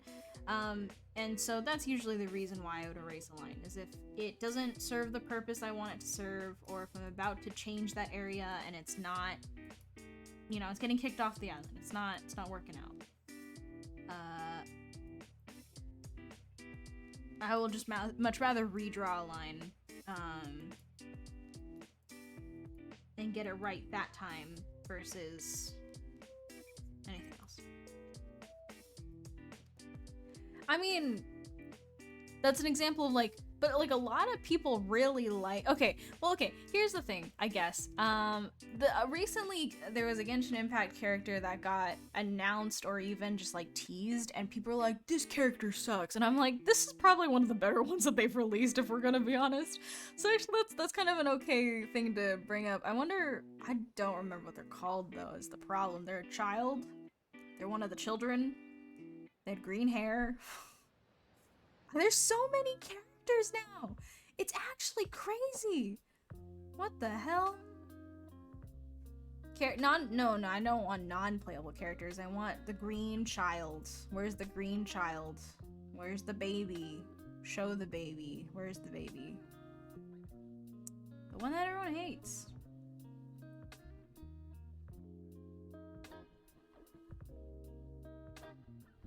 I'm trying to find her, but like I don't. Yeah, like I just remember seeing on Twitter like a bunch of people were like, this is the worst design that's come out for Genshin, and I'm like, she's probably the cleanest one, right? And that's not to say the other ones are bad, it's just like, she's just the one that's like, probably, no, not this one. This is not a child. This is a straight up adult according to Genshin Impact. I'm talking about the children. Is it an NPC? Maybe it's not an actual character. Maybe it's an NPC. Kusanali?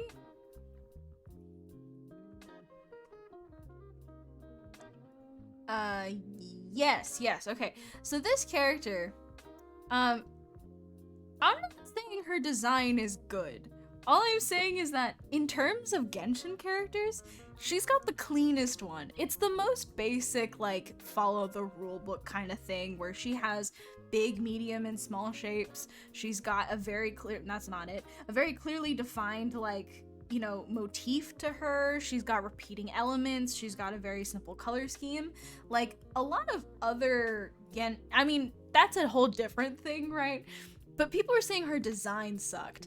And I'm like, in the context of Genshin, like, her design's probably the cleanest one. And not at all referencing whatever her lore is, because I don't give a shit.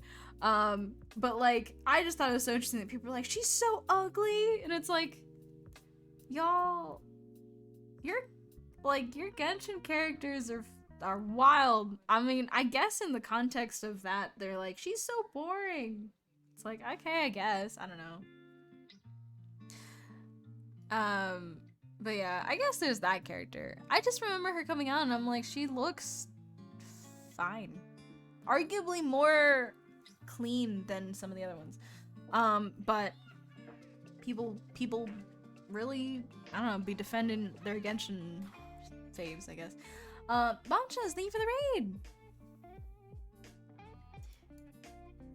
And it's not even that, like, I liked it necessarily. It's just that it's fine.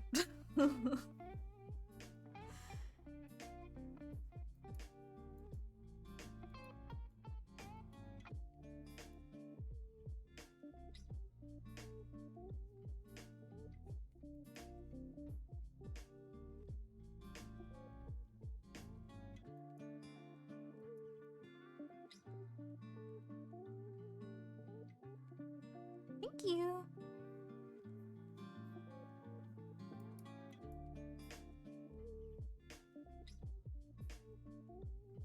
Dory?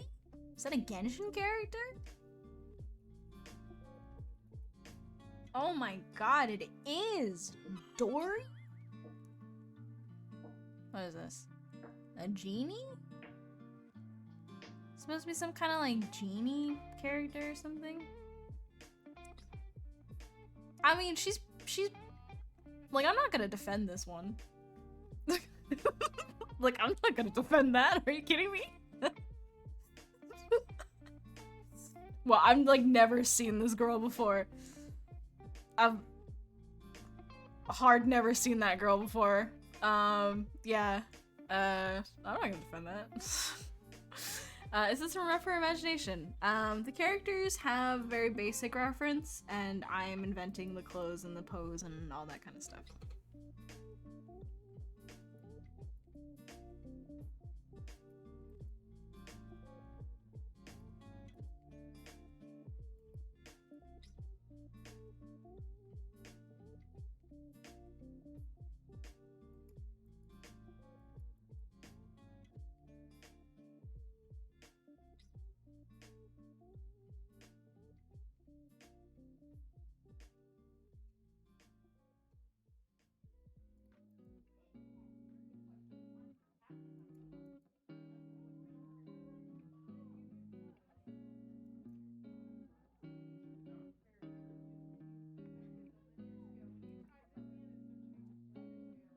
I mean,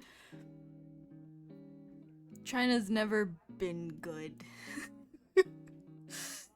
at doing the whole worldly design kind of thing.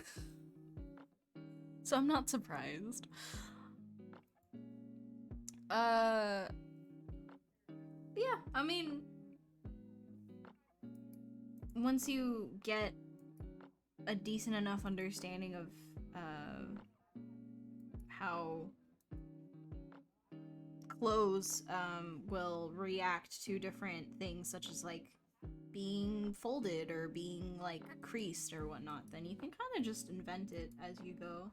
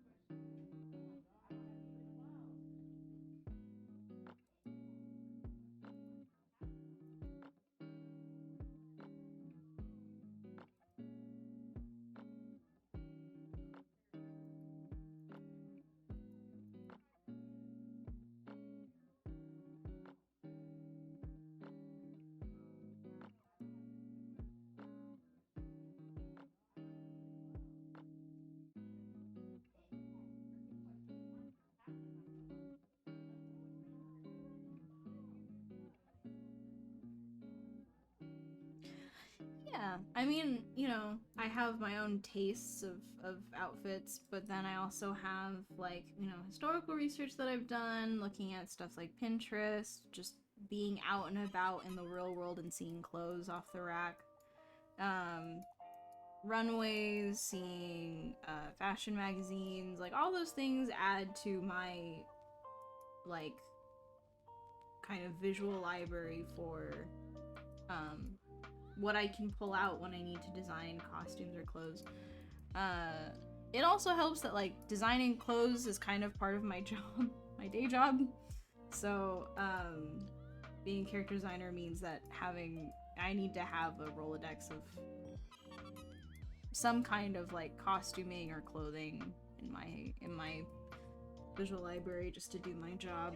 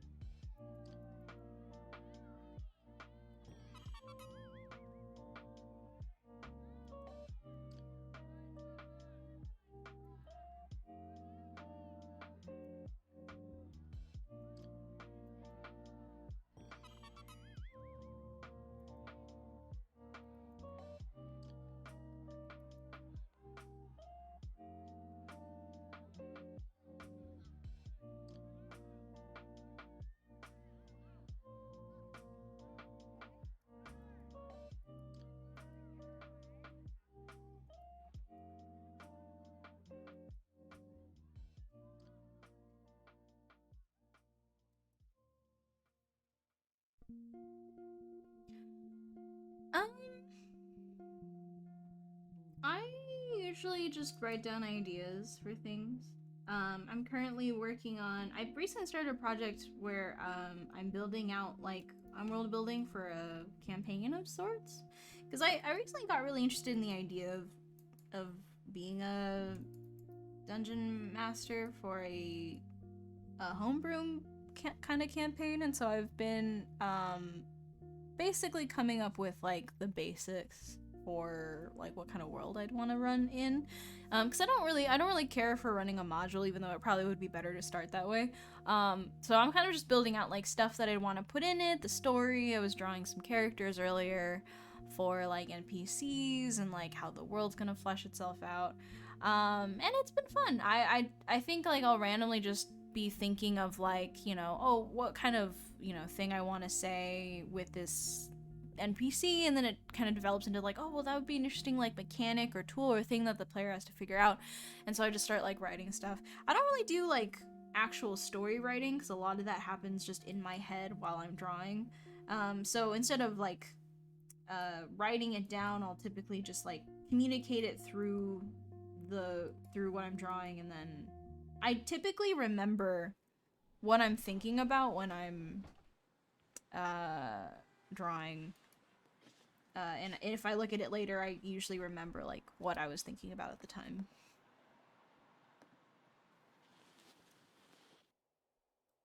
Yeah, my other group is running a module that exists, and it's pretty generic. I think we have to do a lot of work to make it interesting. Not my pirate group, a different one. And then I have a couple friends who are also playing D&D, and they're also running a module, and even they're like, you know, we're absolute beginners to D&D, but even this is pretty boring, so don't think modules are for me. But a lot of really cool like mechanics and a variety of modules, so I've been doing some research with that.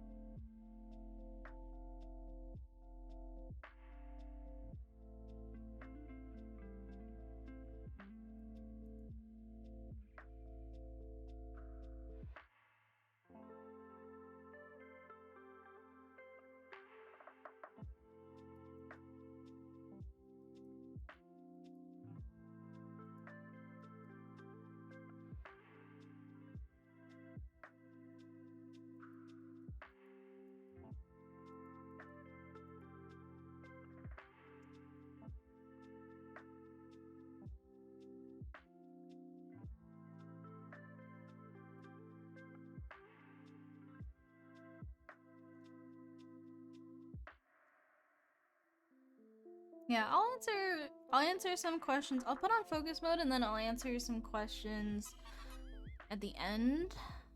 Just so we can finish off this one, and then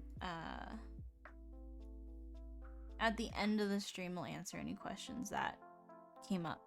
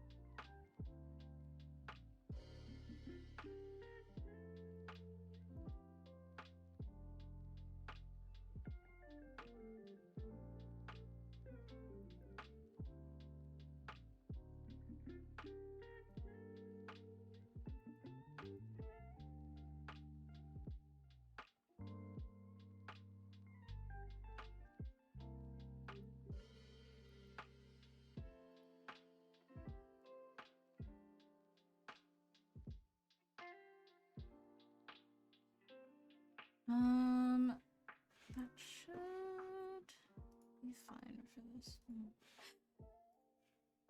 Save this out. Was it just the one question that we had, Tojo?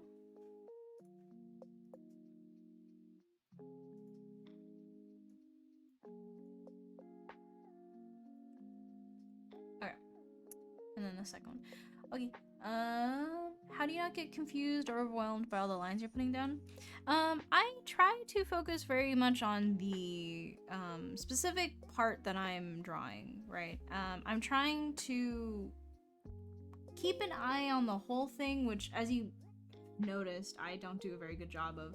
I sometimes get too lost in the weeds, and then anatomy or proportion gets all out of whack, so I have to fix it. But I try to focus very precisely on the things that I'm attempting to draw in that moment. So trying to keep things overall in mind without losing sight of, like, here's the precise part. And so I'm trying to focus on that. And that's the main thing, is like being present and focused on that one part while you're there. Because then it's a lot easier for me to just be like compartmentalizing. Okay, so if I'm drawing this, I only have to remember one bit of this anatomy, and then I can kind of move onward from there. Some people describe it like I'm a printer, which I guess is kind of very accurate, because I am essentially scanning through each piece and building it out in this kind of like more methodical way. And I guess in a way it kind of represents like a printer almost. But yeah, it's really about picking very specific parts to focus on and moving slowly through, with the understanding that I know kind of through gut instinct, like proportion and stuff. Obviously I get it wrong, but I don't usually mind when I get it wrong because I can just fix it.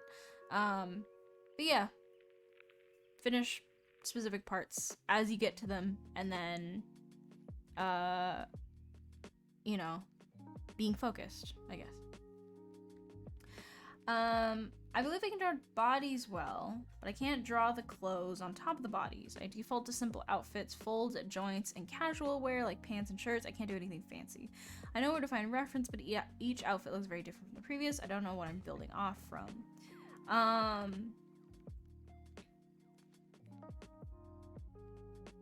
I guess,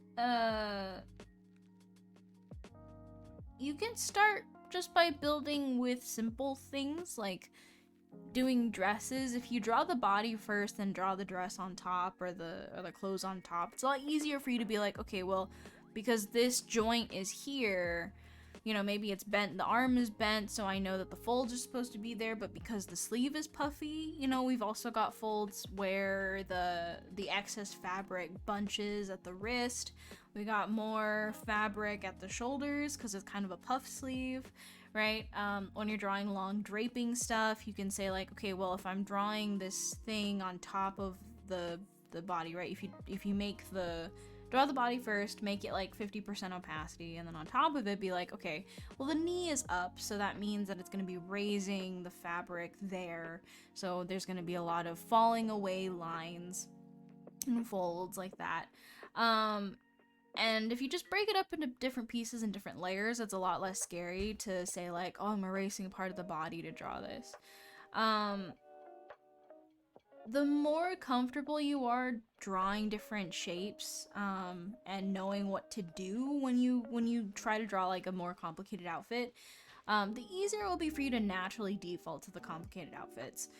You don't have to start big. Like, I think the fact that you're already drawing more simple clothing is a great start. You just kind of have to slowly push yourself towards adding either not necessarily detail, but just more layers to it, right? Looking at references for how people layer outfits is good. Looking at references for even just how more simple outfits that have more dynamic shapes, like, you know, maybe A-line skirts, or large puffy jackets, right? Like how those that aren't necessarily skin tight or even close to the skin can change dramatically the shape of the silhouette. And really, you have to think about it as a consequence of what's being done to it, right? You have to think about clothes as reacting to the pose underneath. And so, obviously, when you draw a hoodie, some people might be really tempted to, like, just kind of go with whatever is in their mind, and so they might just, when they're drawing, like, an arm that's bent, they're just like, oh, well, you know, here's a shape, right, for the arm. But if you think about, like, the arm that's underneath, it's got all sorts of angles and stuff, right? So you don't want to just assume that it's just gonna be puffy all around, right? So it's better if you can look at, you know, the fact that you have an arm underneath. You say that you feel fairly confident with bodies, so it's easier if you base it off of what's underneath the cloth. So this is assuming that everything is equally distant from the arm itself, and the arm has no, like, pinching, creasing, so, you know, there's this kind of, like, ambient puffiness, which for some things is true, because there's, like goose down jackets that are puffed up. I think they're really called puffer jackets. And, you know, other stuff like that. But when you're dealing with fabric, it's easier to think about it like, where's my color wheel? Here. Like, okay, so it's a looser hoodie, so, but it's still big. So I'm still gonna have it sloping down here. There's a seam right here, so we've got elements pointing outwards, elements going downwards. We've got pooling here, right? The fabric's gonna pool here because it's at the crease. And I know that there's gonna be creases here, but there's also gonna be maybe pooling fabric right here because, like, you know, there's bunched up excess fabric. I know that at some point the fabric has to come back up for the arm. So maybe follow closely on top of the arm because gravity is pulling it down, right? But then you have a little bit of a puff here because the tension from being bunched up at the sleeve cuff will then result in this kind of a shape, right? So think about it very more logically if it helps. All you really need to do is understand how the object underneath the cloth will affect the cloth itself on top. Granted, changes in fabric will change how this works. But fabric is not really much different than just logic, right? Fabric creases when it's bunched together. Fabric the fold that it displays when it's hanging due to gravity versus when it's being tensed due to seams and stuff like that. Like, all those things have very definitive, usually very common looks. And so you can usually base how you draw different types of clothing on the same type of logic, right? Skirts, when you're drawing, like, you know, like just like a normal A-line skirt, a skater skirt, or whatever they call them.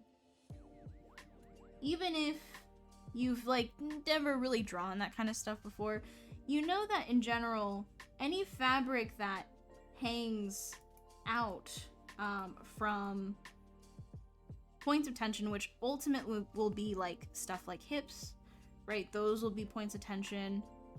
The waistband is points of tension, which I should probably use a different color for this. So tension here, tension here. The tension that comes from here is gravity based, right? It's the fabric pulling itself down. Tension that comes from here is bunching due to being a wider being a wider like piece of fabric that's bunched into a smaller waistband. So, you know, you have, this is like the general idea for what it means to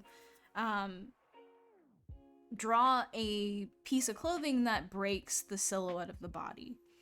And so how does this translate, right? Well, you basically will have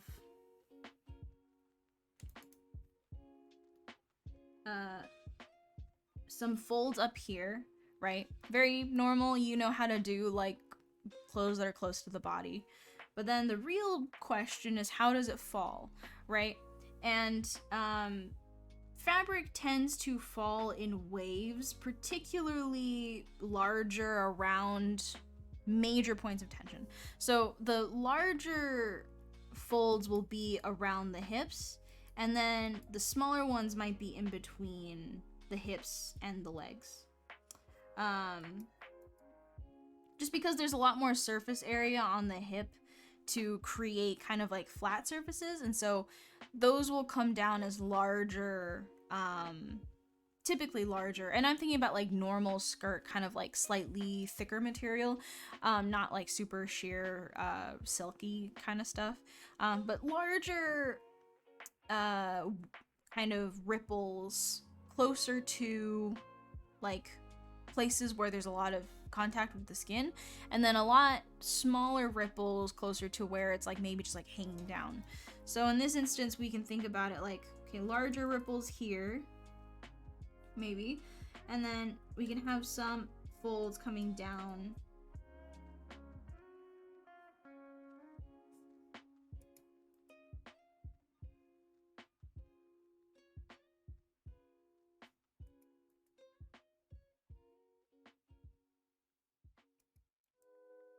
And this is like basically you changing the shape of the skirt by using context clues you get from the body.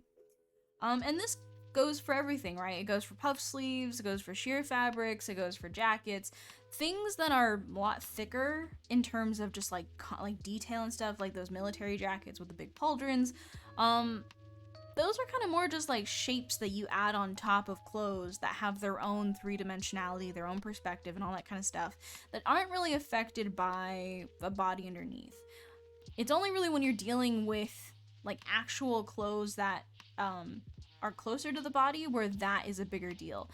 But the farther away you get, the more layers you're wearing, the more layers you're drawing, the less impacted the clothes on top will be. Like big ponchos over top clothes will not be nearly as affected by small things, small nuances in how the body changes underneath, than like the shirt that they're wearing at the very bottom, right? So stuff like ponchos would only be affected by major high points of the body. The fact that they're resting on top of the shoulders, how it's draped across the body, like all that kind of stuff, a lot more, has a lot bigger of an effect on those types of clothes. But, you know, all this to say, start small and build out with logic. You already know how to draw clothes to a certain extent. I don't know if it's because you kind of just follow the body as like the guide, but most clothes are not necessarily all that crazy in terms of deviating from the body if it's just like the first layer or whatever. It's usually when you start getting to the bigger stuff, like you got a undershirt, you got another like collared shirt, you got a jacket, you got another jacket on top of it. That's when it starts becoming more like you're building out a silhouette that's sort of separate from the bodies itself. But overall, you can work with a logic that the understructure can give you, and then you just jump off from there. So start small, start easy. It seems like you already started doing that, but like really try to oh, thank you for the raid. I'm sorry, I'm about to end the stream. I'm so sorry.